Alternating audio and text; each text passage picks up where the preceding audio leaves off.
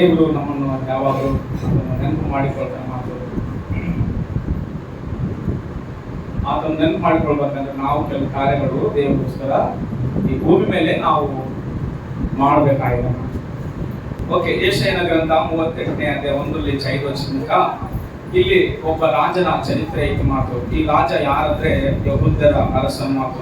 ಒಂದು ವೇಳೆ ಬಹುಶಃ 13ನೇ ಅರಸನಿರ್ಬೋದಿದ್ದನು. ಆತನ ಮಗ ಆಹಾಜ್ ವಿಚಿತ್ರವಾದ ವಿಗ್ರಹಾಧನೆ ಮಕ್ಕಳನ್ನ ಬಲಿ ಕೊಟ್ಟಂತ ರಾಜ.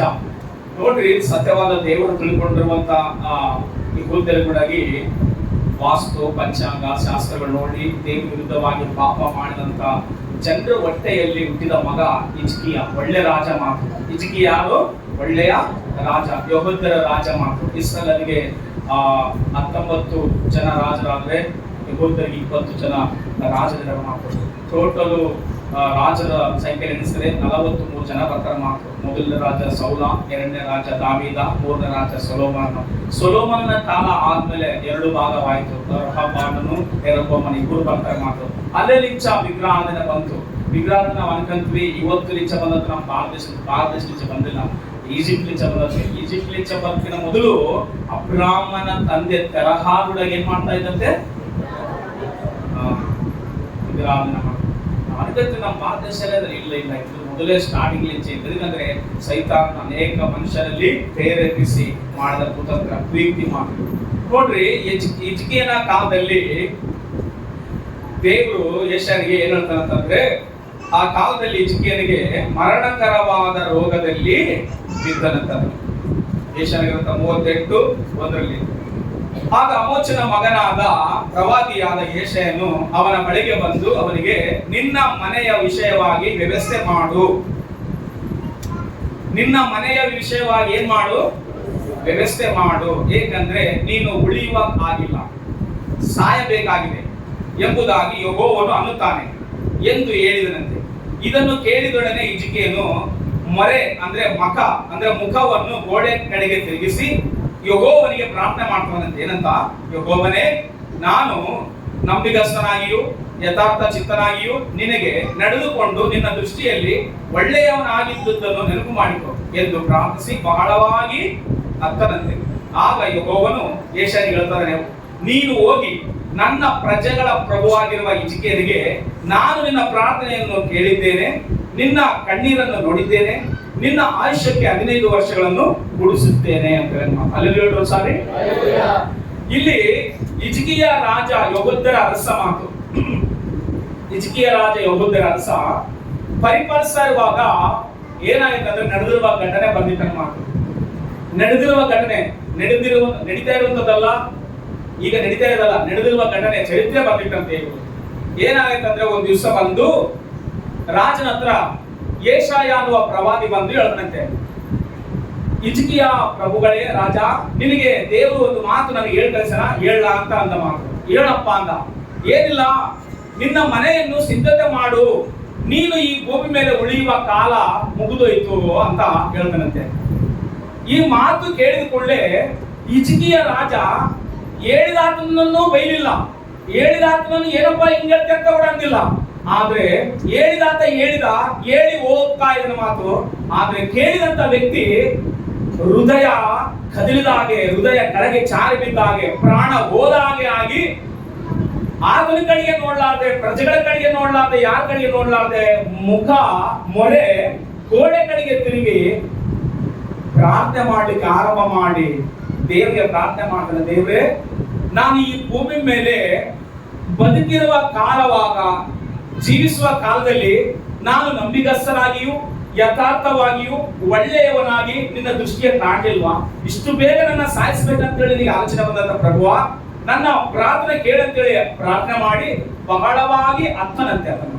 ಹಲ್ಲೆಲೂಯಾ.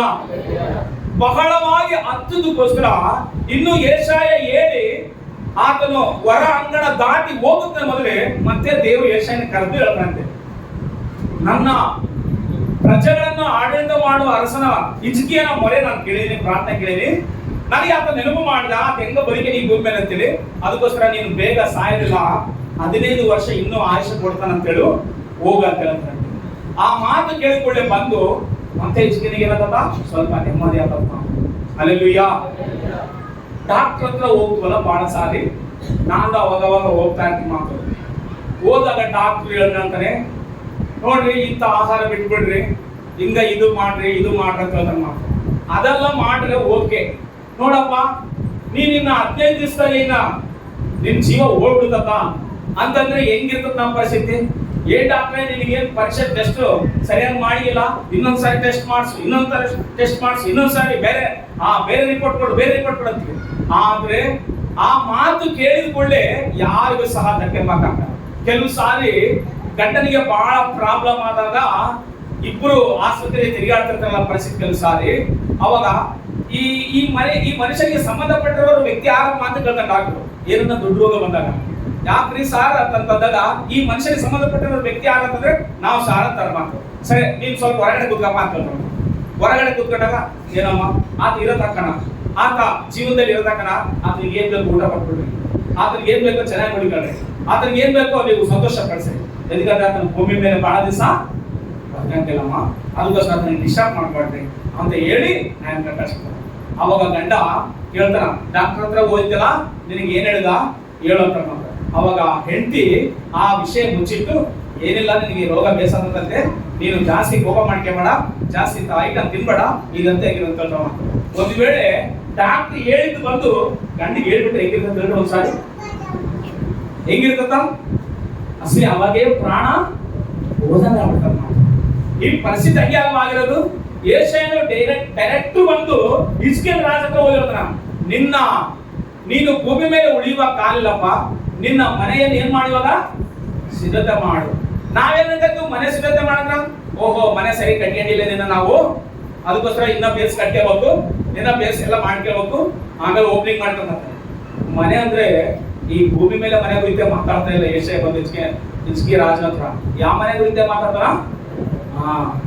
ಪರಲೋಕದ ಮನೆಗೆ ಹೋಗ್ಲಿಕ್ಕಾಗಿ ಈ ಭೂಮಿ ಮೇಲೆ ನೀನ್ ದೇಹವೆಂಬ ಮನೆಯನ್ನು ಏನ್ ಮಾಡ್ಕ ಸಿದ್ಧತೆ ಮಾಡ್ಕೊಂತ. ಇಲ್ಲಿ ಕುತ್ಕೊಂಡಿರೋ ನಾನು ಹೇಳ್ತೀನಿ, ಇವತ್ತು ರಾತ್ರಿಗೆ ದೇವರು ಕನಿಷ್ಠ ಬಂದು ಏನಪ್ಪ ನಿನ್ ಮನೆಯನ್ನು ಸಿದ್ಧತೆ ಮಾಡ್ಕ, ಈ ಭೂಮಿ ಮೇಲೆ ಉಳಿಯುವ ಕಾಲ ಇಲ್ಲ ಅಂತಂದ್ರೆ ನಾವ್ ಹೆಂಗಿರ್ತೀವಿ ಒಂದ್ಸಲ ಆಲೋಚನೆ ಮಾಡಿ. ನಾವ್ ಹೆಂಗ ಬದುಕ್ತೀವಿ, ನಾವು ಹೆಂಗ ಪ್ರಾರ್ಥನೆ ಮಾಡ್ಕೊಂತೀವಿ ಅಂತ ಸಮಯದಲ್ಲಿ, ಹೆಂಗ ನಾವು ಮೊಣಕಾಲಾಕಿ ಕುತ್ಕೊಂಡ್ಬಿಡ್ತೀವಿ, ಹೆಂಗ ಅಳುತ್ತೀವಿ, ನಾವು ಯಾವ ರೀತಿ ಗೋಳಾಡ್ತೀವಿ. ಪಕ್ಕದಲ್ಲಿ ಏಟಿರ್ಬೋದು, ಪಕ್ಕದಲ್ಲಿ ಮಕ್ಕಳಿರ್ಬೋದು, ತಂದೆ ತಾಯಿ ಇರ್ಬೋದು, ಅವ್ರು ಯಾರು ಹೇಳೋದಾಗ ಯಾರು ಹೇಳ್ತೀವಿ? ಯಾವಾಗ ಆ ಸಮಯದಲ್ಲಿ ನಾವು ಹೇಳ್ರಿ ಆ ದೇವ್ರು ಹೇಳ್ತೀವಿ. ಏನಂತ? ಈ ಏಷ್ಯನ ಹಿಜ್ಕೀಯ ಅಂತ ನಾವುಗಳಿಗೆ ಭೂಮಿ ಮೇಲೆ ನಡ್ಕೊಂಡಿದ್ರೆ ನಮಗೆ ಕೂಡ ಧೈರ್ಯ ಇರ್ತದ ಮಾತು ಏನ್ ಮಾಡ್ಲಿಕ್ಕೆ, ಪ್ರಾರ್ಥನೆ ಮಾಡ್ಲಿಕ್ಕೆ. ಈ ವಿಷಯ ಯಾರು ಕೇಳಿದಾಗ ಅರಗಿಸಿಕೊಳ್ಳಲಾರರು, ಒಂದು ಸಹಿಸಿಕೊಳ್ಳಲಿಕ್ಕೆ ಸಾಧ್ಯವಿಲ್ಲ, ಯಾರು ಸಹ ತಟ್ಕೊಳ್ಳಿಕ್ಕೆ ಭೂಮಿ ಮೇಲೆ ಯಾವ ಮನುಷ್ಯನಿಗೂ ಸಾಧ್ಯವಿಲ್ಲ. ಎದಕ್ಕಂದ್ರೆ ಮರಣ ಅಂದ್ರೆ ಎಲ್ಲರಿಗೂ ಏನಮ್ಮ ಭಯ ಮಾತು. 99 ವಯಸ್ಸಾಗಿರುವ ಮುದುಕಿನಗಳಿಗೆ ಅಜ್ಜಿ ಇನ್ನೇನು ಆಯ್ತಲ್ಲ, ನೆಕ್ಸ್ಟ್ ಹುಟ್ಟಿದ ಬಗ್ಗೆ ಇರ್ತಿಗೆ ಇಲ್ಲ ಅಂತಂದ್ರೆ ಏನ ಮಾತಾಡ್ತೀನ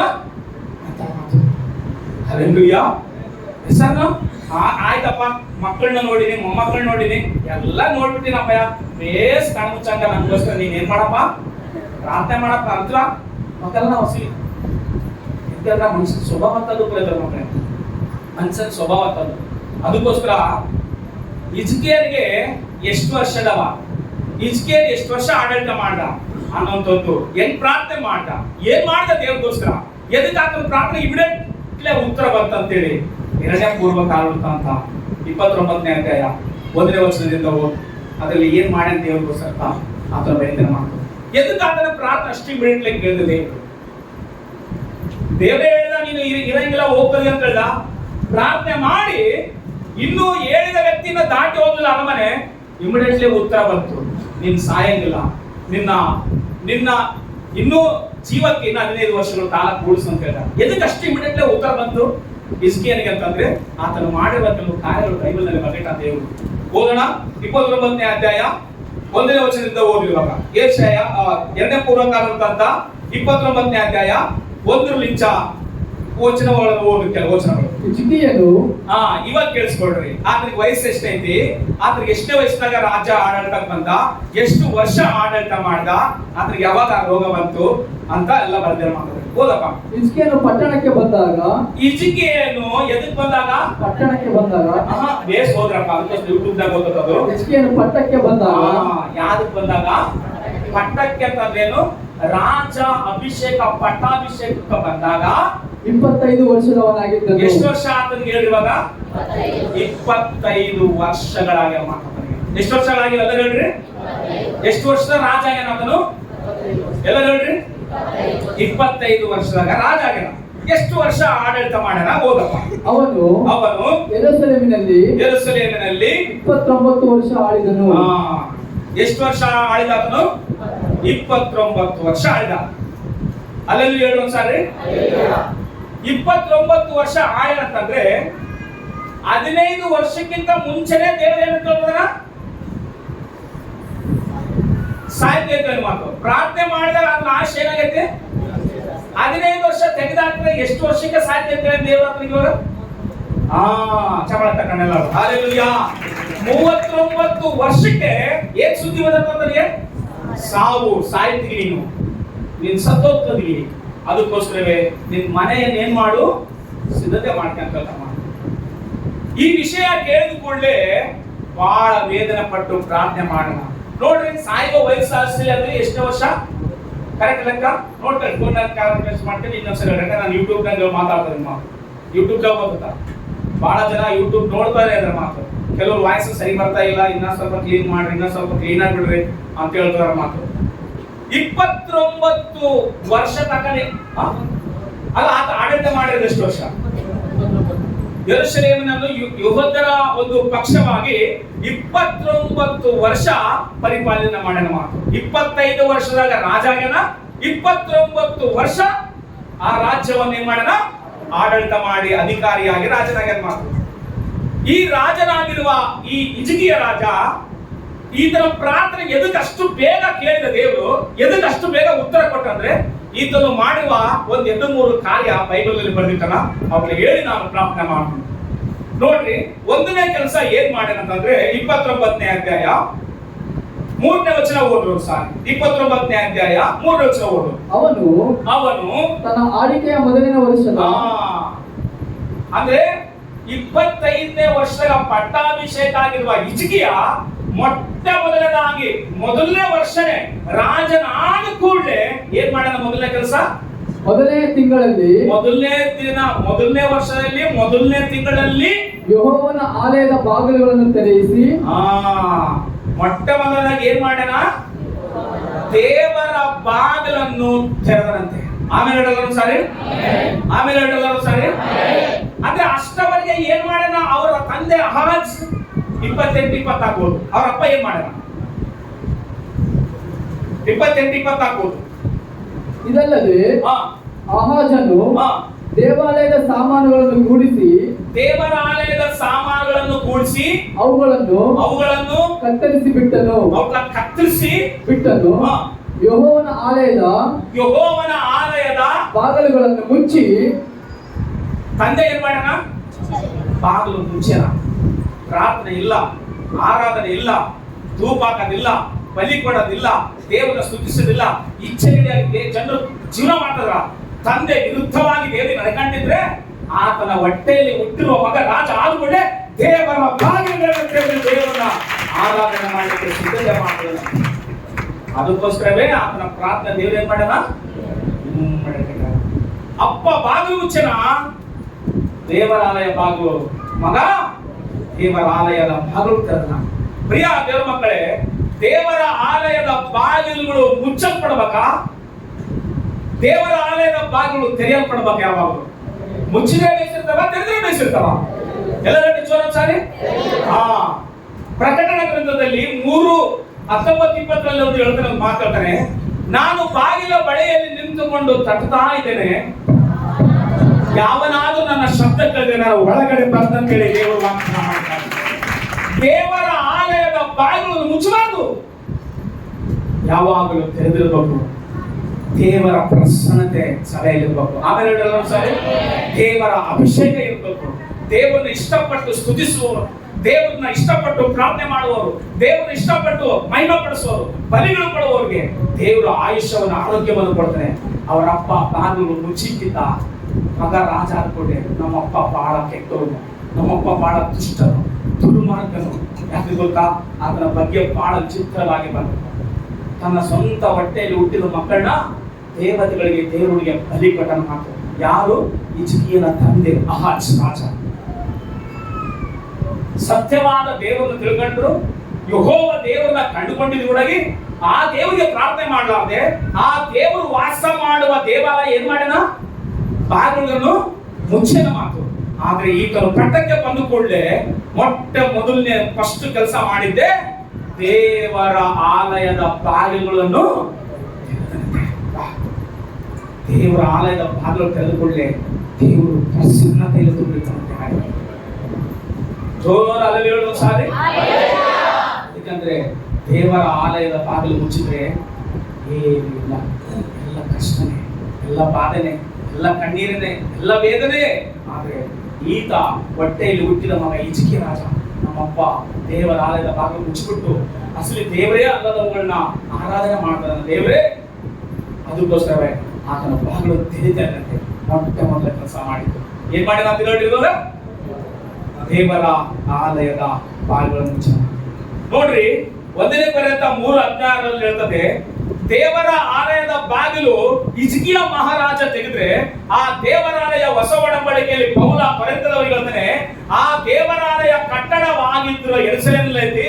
ಇವತ್ತು ದೇವರಾಲಯ ಆ ಕಟ್ಟಡ ಅಲ್ಲ, ಆ ದೇವರಾಲಯ ಯಾರಂತ ಹೇಳ್ತಾರ? ಎಲ್ಲ ಹೇಳ್ರಿ, 3:16 ಗಟ್ಟಿಯಾಗಿ ಹೋದ್ರಿ ಎಲ್ಲರೂ ಸಾರಿ. 1ನೇ ಕೊರಿಂಥ 3:16 ಓದಿ, ಗಟ್ಟಿಯಾಗಿ ಹೋಗ್ರಿ.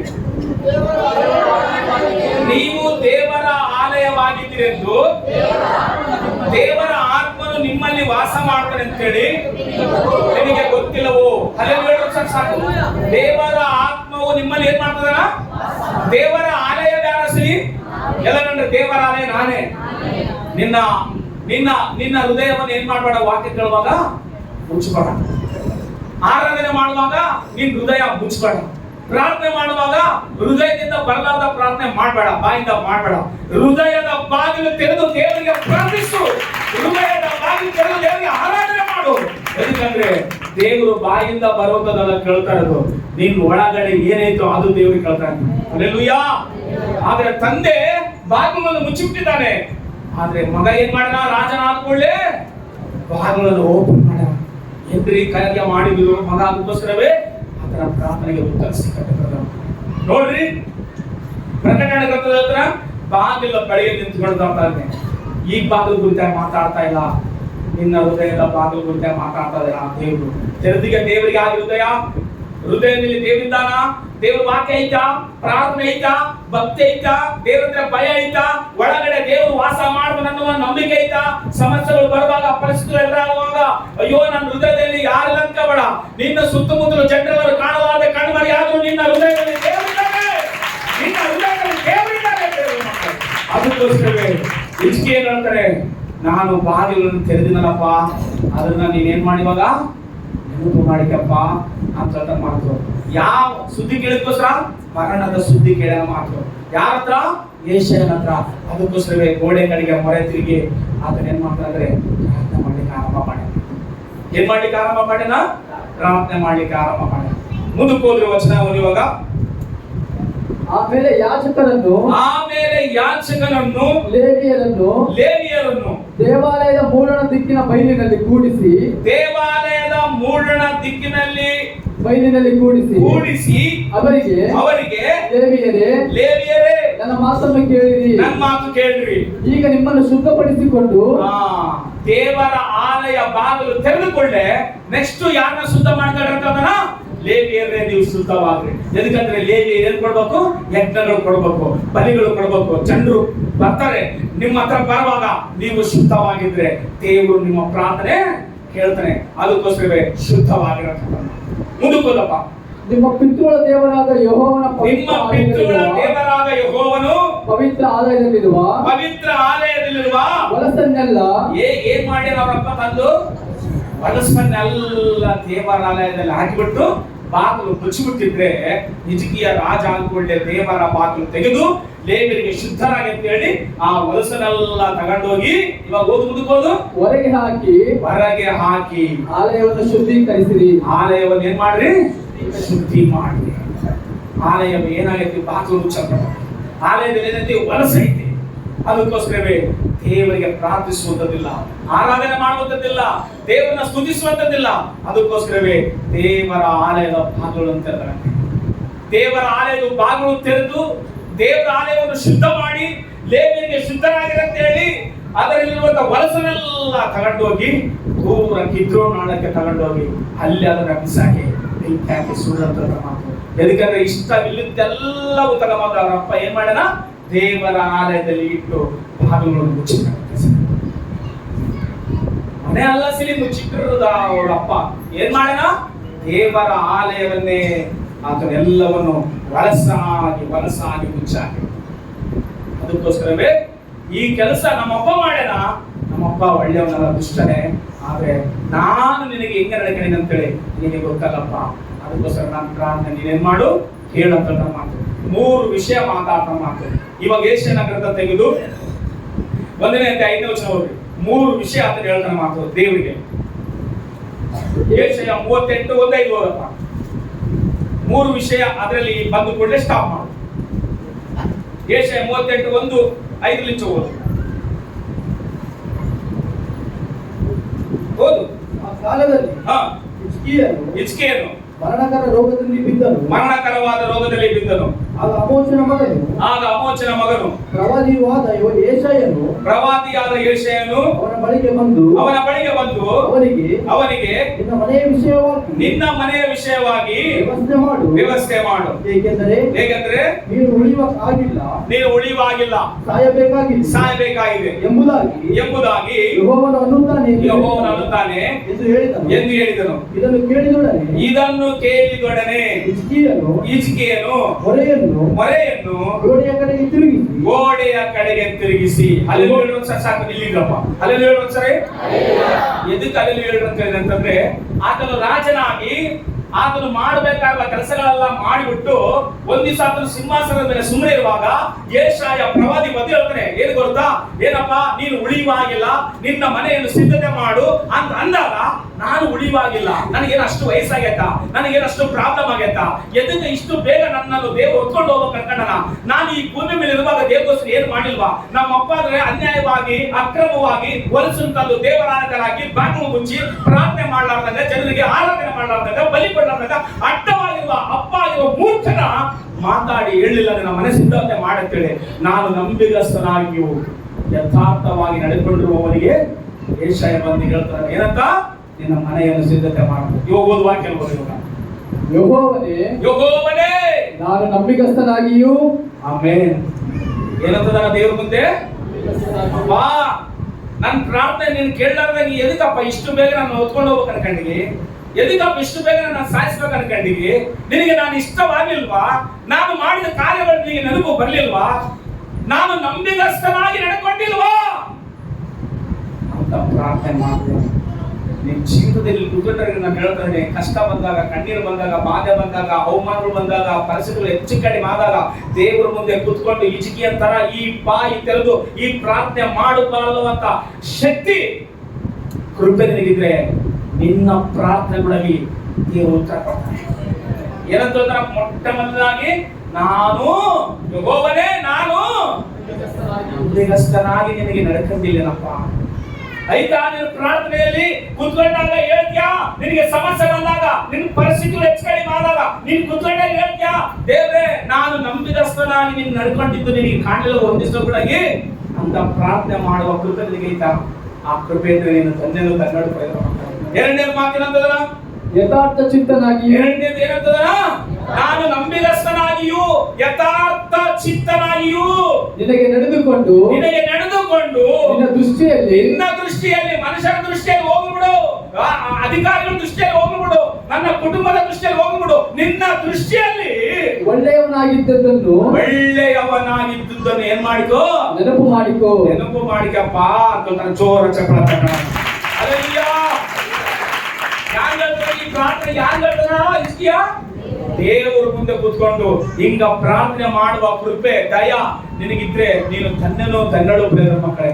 ಯಾಕೆ ಗೊತ್ತಾ, ಪರಿಸ್ಥಿತಿಗಳು ಯಾವಾಗ ಏನಾಗ್ತಾವ ಗೊತ್ತಿಲ್ಲ. ನಾವು ಅನ್ಕೊಂಡಿದ್ದು ಕೆಲವು ಸಾರಿ ಸಕ್ಸಸ್ ಆಗಲ್ಲ, ಕೆಲವು ಸಾರಿ ನಾವು ಅನ್ಕೊಂಡಿದ್ದು ಕೆಲವು ಸಾರಿ ಫೇಲ್ ಆಗ್ತಾವ, ಕೆಲವು ಸಾರಿ ನಾವು ಅನ್ಕೊಂಡ ರೀತಿಯಲ್ಲಿ ಮಕ್ಕಳು ಸಕ್ಸಸ್ ಆಗ್ತಲ್ಲ, ಕೆಲವು ಸಾರಿ ಅವ್ರ ಇಷ್ಟ ಪ್ರಕಾರ ಜೀವನ ಮಾಡುವಾಗ ಅಪ್ಪ ನಾನು ಇಷ್ಟು ಭಕ್ತಿಯಾಗಿ ಬದುಕಿನಲ್ಲಪ್ಪ, ಇಷ್ಟು ಯಥಾರ್ಥವಾಗಿ ಬದುಕಿನಲ್ಲಪ್ಪ, ನಿನಗೆ ಒಂದು ದಿವಸ ಕೂಡ ನಾನು ಕಾಣಲಿಲ್ವಾ, ಒಂದು ದಿವಸ ಕೂಡ ನನ್ನ ಭಕ್ತಿ ನಿನಗೆ ಕಾಣಲಿಲ್ವಾ, ಒಂದು ದಿವಸ ಕೂಡ ನಾನು ಮಾಡಿದ ಪ್ರಾರ್ಥನೆ ಯಥಾರ್ಥವಾಗಿ ನಿನಗೆ ಕಾಣಲಿಲ್ವಾ, ನಾನು ನಡ್ಕೊಂಡಿದ್ದು ನಿನಗೆ ಕಾಣಲಿಲ್ವಾ ಅಂತೇಳಿ ಧೈರ್ಯವಾಗಿ ಹಿಜ್ಕೀಯನ ತರ ನೀನು ಕುತ್ಕೊಂಡು ಪ್ರಾರ್ಥನೆ ಮಾಡಿದ್ರೆ ಅಂದ್ರೆ ನೀನು ಮಾಡಿರುವ ಕಾರ್ಯಗಳು ದೇವರು ಏನ್ ಮಾಡ್ತಾರ ನೆನಪು. ಹಿಜ್ಕೀಯನು ಏನ್ ಮಾಡಿದಂತ ನಾನು ಏನ್ ಹೇಳಿದೆ ನೋಡ್ರಿ, 25ನೇ ವರ್ಷದಾಗ ಪಟ್ಟಾಭಿಷೇಕ ಆದುಕೊಳ್ಳೆ ಮೊಟ್ಟ ಮೊದಲಾಗಿ ಮಾಡುವ ಕೆಲಸ ಹೇಳಿವಾಗ ದೇವರ ಆಲಯದ ಬಾಗಿಲು ಮುಚ್ಚಲಿಕ್ಕೆ ಪ್ರಯತ್ನ ಮಾಡಬೇಡ ಜೀವನದಲ್ಲಿ ಬದುಕಿರತಕ್ಕ. ಹಲೋ, ಮುಚ್ಚಲಿಕ್ಕೆ ಪ್ರಯತ್ನ ಮಾಡುವವರು ಸೈತಾನನ ಸಂಬಂಧಪಟ್ಟವರು, ತೆರೀಲಿಕ್ಕೆ ಆತರ ಪಡುವವರು ದೇವರಿಗೆ ಸಂಬಂಧಪಟ್ಟ. ಸಮಸ್ಯೆಗಳು ಬರ್ತವೆ, ಸಭೆಯಲ್ಲಿ ಸಮಸ್ಯೆಗಳು ಬರ್ತವೆ, ಪ್ರಾಬ್ಲಮ್ಗಳು ಬರ್ತವೆ. ಸಭೆಯ ಬಾಗಿಲು ಮುಚ್ಚಲಿಕ್ಕೆ ಪ್ರಯತ್ನ ಮಾಡಬೇಡ. ಸಭೆ ಬಾಗಿಲು ಯಾವಾಗಲೂ ತೆರೆದಿರಲಿ. ಎದಕ್ಕೆ ಗೊತ್ತಾ, ಹಿಜ್ಕೀಯ ರಾಜನ ಪ್ರಾರ್ಥನೆ ಎದಕ್ಕಷ್ಟು ಬೇಗ ಕೇಳ ದೇವರು, ಅವರ ಅಪ್ಪ ಬಾಗಿಲು ಮುಚ್ಚಿದ್ದ, ಅವರ ಮಗ ಬಂದುಕೊಳ್ಳೆ ದೇವರ ಆಲಯದ ಬಾಗಿಲು ಓಪನ್ ಮಾಡ. ಜನರಿಗೆ ಅಷ್ಟರ ತನಕ ಏನಿಲ್ಲ, ಪ್ರಾರ್ಥನೆ ಇಲ್ಲ, ಅಷ್ಟರ ತನಕ ಆರಾಧನೆ ಇಲ್ಲ, ಸಭೆಗೆ ಬರ್ತಾ ಇಲ್ಲ. ಜನರು ತಮ್ಮ ಇಷ್ಟ ಬಂದಂಗೆ ಜೀವನ ಮಾಡ್ತಾರೆ. ಕೆಲವರು ಏನೋ ಆತರ ಪಡ್ತಾರೆ, ಅಯ್ಯೋ ಪ್ರಾರ್ಥನೆ ಇಲ್ಲ, ಅಯ್ಯೋ ಪ್ರಾರ್ಥನೆ ಇಲ್ಲ, ಅಯ್ಯೋ ಆರಾಧನೆ ಇಲ್ಲ, ಹೆಂಗ ನಡ್ಕೋಬೇಕು, ದೇವ್ರ ವಾಕ್ಯ ಹೇಳೋದಿಲ್ಲ ಅಂತೇಳಿ ವೇದನೆ ಪಟ್ಟಿರಬಹುದು ಪ್ರಿಯರ ಮಕ್ಕಳೇ ಅವರ ಅಪ್ಪನ ಕಾಲದಲ್ಲಿ. ಆದ್ರೆ ಮಗನ ಕಾಲ ಬಂದು ಕೂಡಲೇ ದೇವರ ಆಲಯದ ಬಾಗಿಲು ತೆರೆಯಲ್ಪಡುತ್ತದೆ. ನಿನ್ನ ಹೃದಯ ದೇವರಿಗೆ ಹಾಗೆ ತೆರಿ, ದೇವರು ನಿನ್ನೊಳಗೆ ಇರಲಿ. ಯಾವಾಗಲೂ ಆತನನ್ನು ಯಾವಾಗಲೂ ಸ್ತುತಿಸು, ಯಾವಾಗಲೂ ಆತನನ್ನು ಘನಪಡಿಸು, ಯಾವಾಗಲೂ ಆತನಿಗೆ ಇಷ್ಟವಾಗಿ ಜೀವನ ಮಾಡು.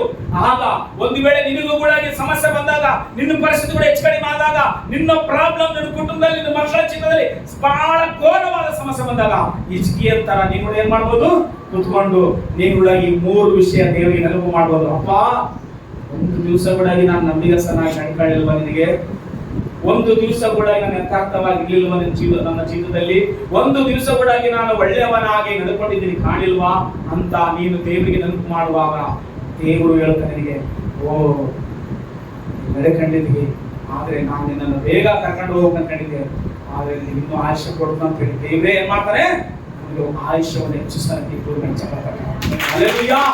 ಆಯುಷ್ಯವನ್ನು ಹೆಚ್ಚಿಸ್ತಾನೆ. ಎದಕ್ಕಂತಂದ್ರೆ ಹಿಜ್ಕೀಯ ದೇವರ ಆಲಯದ ಬಾಗಿಲು ತೆರೆದ ಮಾಡಿ. ನೀನ್ ದೇವರ ಆಲಯಕ್ಕೆ ಬರುವಾಗ ನಿನ್ ಹೃದಯವನ್ನು ತೆರೆದು ದೇವರ ಆರಾಧನೆ ಮಾಡ್ಬೇಕಂತಪ್ಪ. ಇಲ್ಲಿ ಯಾರೋ ಏನೋ ಮಾಡ್ತದಾರ, ಇಲ್ಲಿ ಯಾರೋ ಏನೋ ನನಗೆ ಹೇಳ್ತಾರ, ಇಲ್ಲಿ ಯಾರನ್ನ ನಾನು ನೋಡ್ಬೇಕು, ಇಲ್ಲಿ ಯಾರ ಸುದ್ದಿ ನಾನು ಕೇಳ್ಬೇಕಂತ ಬರಬೇಡ. ದೇವರ ಆಲಯದ ಬಾಗಿಲು ಮುಚ್ಚಿದ್ರೆ ನೀನು ಹಂಗಿರ್ಬಾರ್ದು.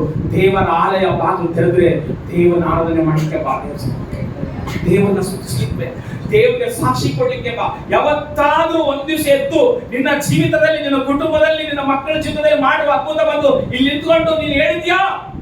ಹೇಳಿಲ್ಲಂತಂದ್ರೆ ನಿನ್ನ ಹೃದಯದ ಬಾಗಿಲು ಮುಚ್ಚಾಕಿದಿ ಮಾತು, ಅದರಲ್ಲಿ ದೇವರು ವಾಸ ಮಾಡ್ತಾ ಇಲ್ಲ. ಒಂದು ವೇಳೆ ನಿನ್ ತಂದೆ ಹಿಜ್ಕೀಯನ ತಂದೆ ಮಾಡಿದ ಬಾಗಿಲು ಮುಚ್ಚಾಕಿನ ಮಾತು, ಬಾಗಿಲು ಮುಚ್ಚಾಕಿ ಎದಕ್ಕೆ ಮುಚ್ಚಾಕ್ಯಾನ? ದೇವರ ಆಲಯದಲ್ಲಿ ಏನೈತಿ, ಹೊಲಸೈತೆ. ಏನೈತೆ ಅಂತ ಹೊಲಸೈತೆ ಅಂತ ನಾವು ಹೊಲಸು ಅಂತಂದ್ರೆ ಏನಂತೀವಿ ಅಸಲಿ? ಹೊಲಸೈತೆ, ಅಲ್ಲಿ ಕಾಯ್ಬೇಡ, ಅಲ್ಲಿ ಕುತ್ಕೋಬೇಡ, ಅಲ್ಲಿ ನಿಂತ್ಕೋಬೇಡ, ಅಲ್ಲಿ ಇರಬೇಡ ಅಂತ ಹೊಲಸೈತೆ ಅಲ್ಲಿ ಅಂತ ಏನಂತೀವಿ ಅಂದ್ರೆ ಮನುಷ್ಯನಿಗೆ ಇಷ್ಟವಾಗಲಾರ್ದಂಥದ್ದು, ನೋಡಲಾರದಂಥದ್ದು, ಅಸಲಿ ಅದನ್ನ ದೃಷ್ಟಿಸಲಾರದಂಥದ್ದು ಹೊಲಸು ಅಂತ ಮಾತು. ಆದ್ರೆ ದೇವರ ಆಲಯದಲ್ಲಿ ಐತಂತೆ ಹೊಲಸು. ಹಲೋ, ಎಲ್ಲ ಐತಂತೆ? ದೇವರ ಆಲಯದಲ್ಲಿ ಹೊಲಸೈತೆ. ದೇವರ ಆಲಯದಲ್ಲಿ ಏನಿರ್ಬೇಕು? ಪ್ರಾರ್ಥನೆ ಇರ್ಬೇಕು. ದೇವರ ಆಲಯದಲ್ಲಿ ಏನಿರ್ಬೇಕು? ಆರಾಧನೆ ಇರ್ಬೇಕು. ದೇವರ ಆಲಯದಲ್ಲಿ ಏನಿರ್ಬೇಕು? ವಾಕ್ಯ ಇರ್ಬೇಕು. ದೇವರ ಆಲಯದಲ್ಲಿ ಏನಿರ್ಬೇಕು?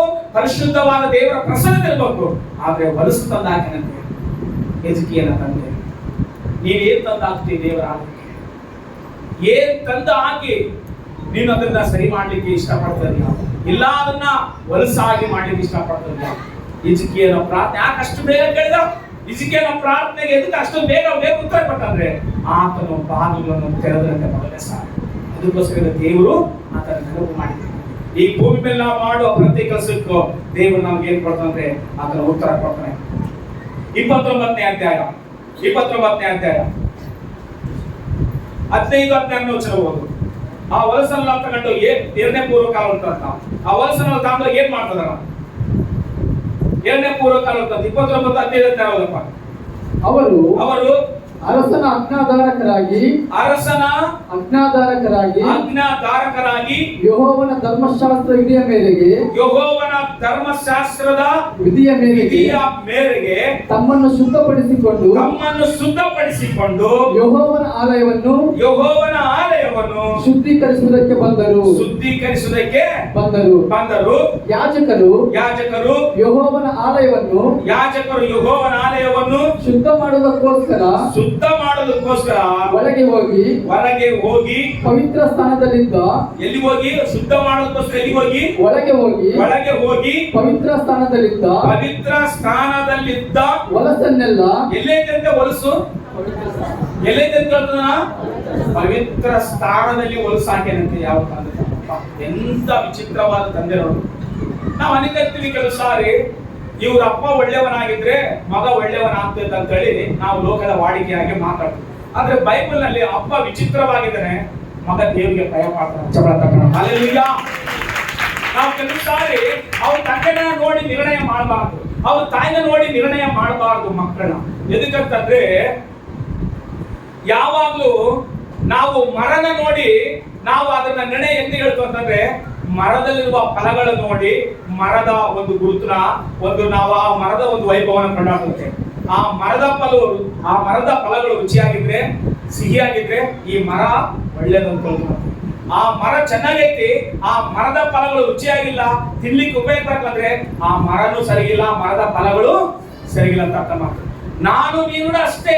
ನಮ್ಮ ಜೀವಿತ ನಿಮ್ ಜೀವಿತ ನೋಡ್ಲಿಕ್ಕೆ ಚಂದವಾಗಿರ್ಲಿ, ಕಾಣ್ಲಿಕ್ಕೆ ಚಂದವಾಗಿರ್ಬೇಕಂದ್ರೆ ನಮ್ಮ ಮಾತುಗಳು ಇನ್ನೊಬ್ಬರಿಗೆ ನೋವು ಮಾಡ್ತದ ಅಂದ್ರೆ, ನಮ್ಮ ಕಥೆಗಳು ಇನ್ನೊಬ್ಬರಿಗೆ ಕಷ್ಟ ಪಡ್ತದ ಅಂದ್ರೆ ನಾವು ಚಂದಾಗಿ ಇರ್ಲಿಕ್ಕೆ ಸಾಧ್ಯವಿಲ್ಲ, ನಮ್ಮ ಫಲಗಳು ಕೂಡ ಚಂದವಾಗಿರ್ಲಿಕ್ಕೆ ಸಾಧ್ಯವಿಲ್ಲ. ಅದಕ್ಕೋಸ್ಕರವೇ ಇಲ್ಲಿ ಏನ್ ಹೇಳ್ತಾರೆ ಅಂತಂದ್ರೆ ಎಲ್ಲ ಇಡೀ ವಲಸನೆಲ್ಲ ಪವಿತ್ರ ಸ್ಥಾನದಲ್ಲಿ ಇರುವಂತದ್ದನ್ನೆಲ್ಲ ತೆಗೆದು ಹೊರಗಡೆ ಹಾಕ್ರಿ. ಪವಿತ್ರ ಸ್ಥಾನದಲ್ಲಿ ಏನಿರ್ಬೇಕು? ಮಂಜುಷ ಇರ್ಬೇಕು. ಪವಿತ್ರ ಸ್ಥಾನದಲ್ಲಿ ಯಜ್ಞ ವೇದ ಇರ್ಬೇಕು, ಗಂಗಾ ಇರ್ಬೇಕು, ಧೂಪ ಹಾಕುವ ಆ ಧೂಪದ ಪೆಟ್ಟಿಗೆ ಇರ್ಬೇಕು, ಅಲ್ಲಿ ರೊಟ್ಟಿಗಳನ್ನು ಸಿದ್ಧಪಡಿಸಿರುವಂತ ರೊಟ್ಟಿಗಳು ಇರ್ಬೇಕು. ಆದ್ರೆ ಪವಿತ್ರ ಸ್ಥಾನದಲ್ಲಿ ನಮ್ಮ ತಂದೆ ಏನ್ ತಂದಾಕನ? ಹೊಲಸು ತಂದಾಕ. ಪ್ರಿಯ ಮಕ್ಕಳೇ, ನಿಮ್ ತಂದೆಯನ್ನ ತಾಯಿಯನ್ನ ನೆನೆಸ್ಕೊಂಡು ಒಂದು ಸಾರಿ. ಒಂದು ವೇಳೆ ನಿಮ್ ತಂದೆ ತಾಯಿಗಳು ಒಳ್ಳೆಯವರಾಗೋಸ್ಕರ ನೀವು ಒಳ್ಳೆಯವರಾಗಿರ ಅಲ್ಲ, ಆತನು ಒಳ್ಳೆಯವರಾಗೋದಕ್ಕೋಸ್ಕರ ನೀವು ಒಳ್ಳೆಯವರಾಗ. ಹಲೋ, ಅಷ್ಟೇ ಹೊರತಾಗಿ ನಮ್ಮಪ್ಪ ಒಳ್ಳೆಯವರು ಅದಕ್ಕೋಸ್ಕರ ನಾವು ಒಳ್ಳೆಯವರಾಗಿರೋದು ಅಲ್ಲ. ಇಲ್ಲಿ ತಂದೆ ವಿರುದ್ಧವಾಗಿ ದೇವರಿಗೆ ಜೀವನ ಮಾಡಿದ್ರೆ ಮಗ ದೇವರಿಗೆ ಅನುಕೂಲವಾಗಿ ಜೀವನ ಮಾಡುವ. ಇದು ಜ್ಞಾನ ಎಲ್ಲಿ ಬಂತು? ದೇವರ ದಯಲ್ಲಿ ಬಂತು. ಅವ್ರ ತಂದೆ ಯಾವ ಮಾರ್ಗದಲ್ಲಿ ನಡೆದರೋ ಈತನು ಆ ಮಾರ್ಗದಲ್ಲಿ ನಡಲಿಕ್ಕೆ ಅನುಕೂಲ ಐತೆ, ಜನಗಳಿಗೆ ವಿರುದ್ಧವಾಗಿ ತಿರುಗಿಬಿಡಕೈತೆ. ಆದ್ರೆ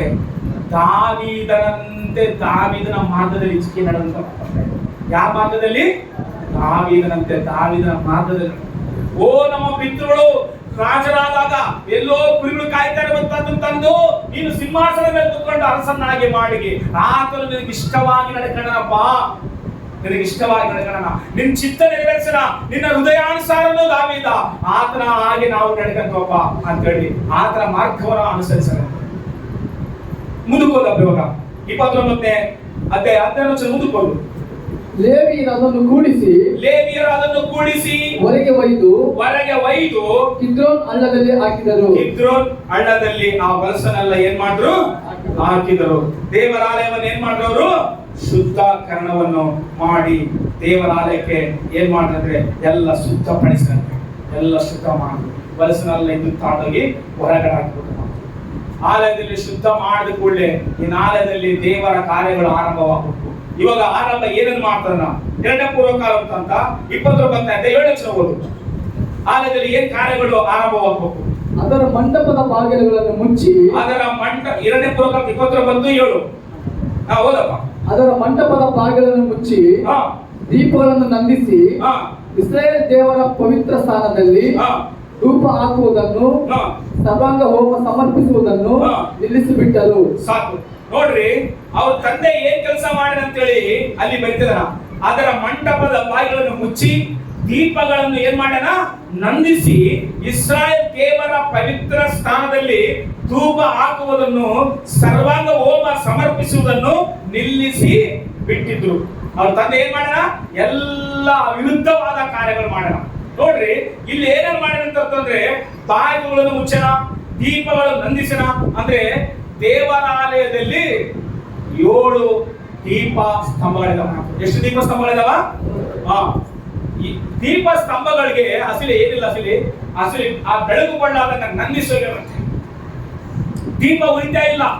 ಪ್ರಿಯ ಮಕ್ಕಳ, ದೀಪ ಉರಿಬೇಕಂತಂದ್ರೆ ಇಸ್ರಾಯೇಲ್ ಹೋಗಿ ಎಣ್ಣೆ ತರಬೇಕು, ಕಾಯಿಗಳನ್ನ ಕುಟ್ಟಿ ಎಣ್ಣೆ ತರಬೇಕು.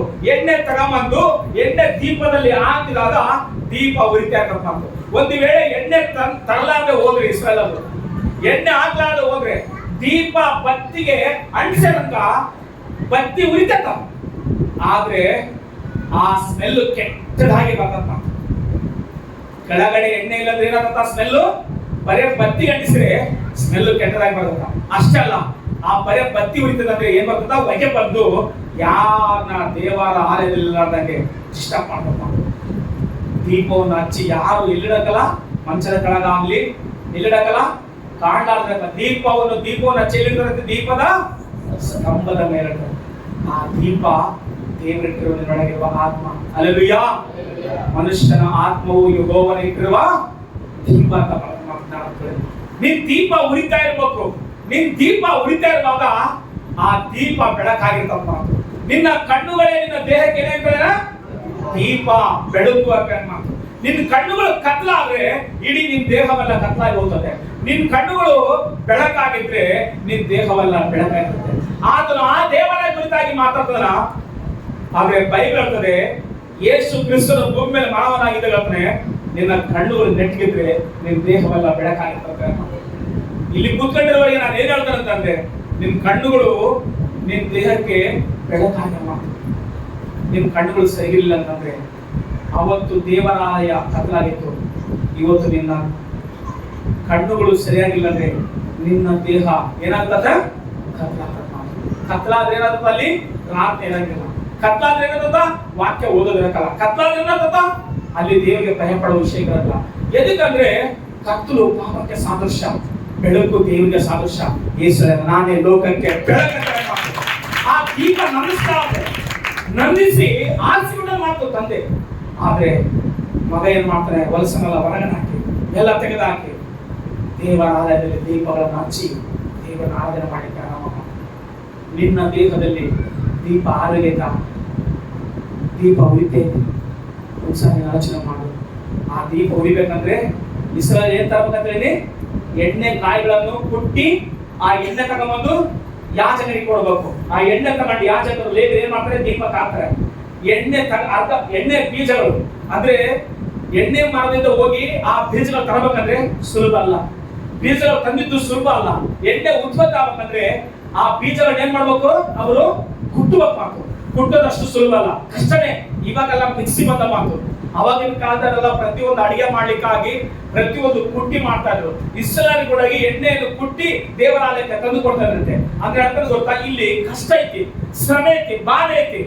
ನಿನ್ ಜೀವಿತದಲ್ಲಿ ಆತ್ಮೀಯ ಜೀವಿತ ಬೆಳಕಾಗಿರ್ಬೇಕಂದ್ರೆ ಕೇಳಿಸ್ಕೊಳ್ರಿ, ನಿನ್ ಜೀವಿತ ಪ್ರಭಾವ ಆಗಿರ್ಬೇಕಂದ್ರೆ, ನಿನ್ ಜೀವಿತ ಪ್ರಸನ್ನತೆ ಆಗಿರ್ಬೇಕು, ನಿನ್ ಜೀವಿತ ದೇವ್ರಿಗೆ ಇಷ್ಟಕರ ಅಂದ್ರೆ ನಿನ್ನ ಜೀವಿತದಲ್ಲಿ ಕಷ್ಟ ಬರಲಿ, ಕಣ್ಣೀರು ಬರಲಿ, ನಿನ್ನ ಜೀವಿತದಲ್ಲಿ ಮೊಟ್ಟೆ ಬಂದಾಗೆ ಪ್ರಾರ್ಥನೆ ಇರಬೇಕು.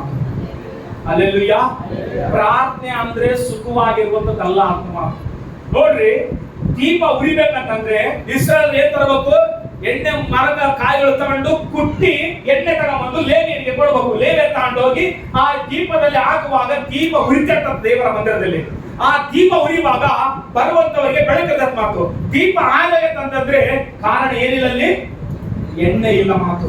ನಿನ್ನ ಜೀವಿತದಲ್ಲಿ ನೀನು ಬೆಳಕಾಗ್ತಾ ಇಲ್ಲ, ಕತ್ತಲಾಗ್ತದೆ ಅಂದ್ರೆ ಮೊಟ್ಟ ಮೊದಲಾಗಿ ನಿನ್ನ ಆಲಯದ ಬಾಗಿಲು ಮುಚ್ಚಲ್ಪಡತ್ತೆ. ಎರಡನೇದು ದೀಪ ಆರಬೇಕು ಮಾತು. ಹಲೋ, ದೀಪ ಆರಬೇಕಂದ್ರೆ ಪ್ರಾರ್ಥನೆ ಇಲ್ಲ ನಿನ್ನ ಜೀವಿತದಲ್ಲಿ. ಪ್ರಾರ್ಥನೆ ಇಲ್ಲದಕ್ಕೋಸ್ಕರವೇ ಏನಾಯ್ತಂದ್ರೆ ಸಮಸ್ಯೆಗಳು, ಕತ್ತಲು, ಹೊಲಸಾಗಿ. ಆ ದೀಪ ಉರಿಬೇಕಂತಂದ್ರೆ ಎಷ್ಟು ನೋವಾಗ್ಲಿ, ಎಷ್ಟು ಭಾರ ಆಗ್ಲಿ, ಎಷ್ಟು ಬಾಧೆ ಆಗ್ಲಿ, ಎಷ್ಟು ಸಮಸ್ಯೆ ಆಗ್ಲಿ, ಮೊಟ್ಟ ಮೊದಲನಾಗಿ ಪ್ರಾರ್ಥನೆ ಎನ್ನುವಂತ ಎಣ್ಣೆ ನೀವು ಒಯ್ತಲೇ ಇರಬೇಕು. ಪ್ರತಿದಿನ ಬೀಗ್ತಿರ್ಬೇಕಂದ್ರೆ ಅಲ್ಲೆಲ್ಲೂಯ್ಯ. ಏನ್ ಒಯ್ಬೇಕು? ಎಣ್ಣೆ ಅನ್ನುವಂಥದ್ದು ಪ್ರಾರ್ಥನೆ ಒಯ್ತಾ ಇರಬೇಕು. ಎರಡನೇದು, ಆ ದೀಪ ಉರಿಬೇಕಂತಂದ್ರೆ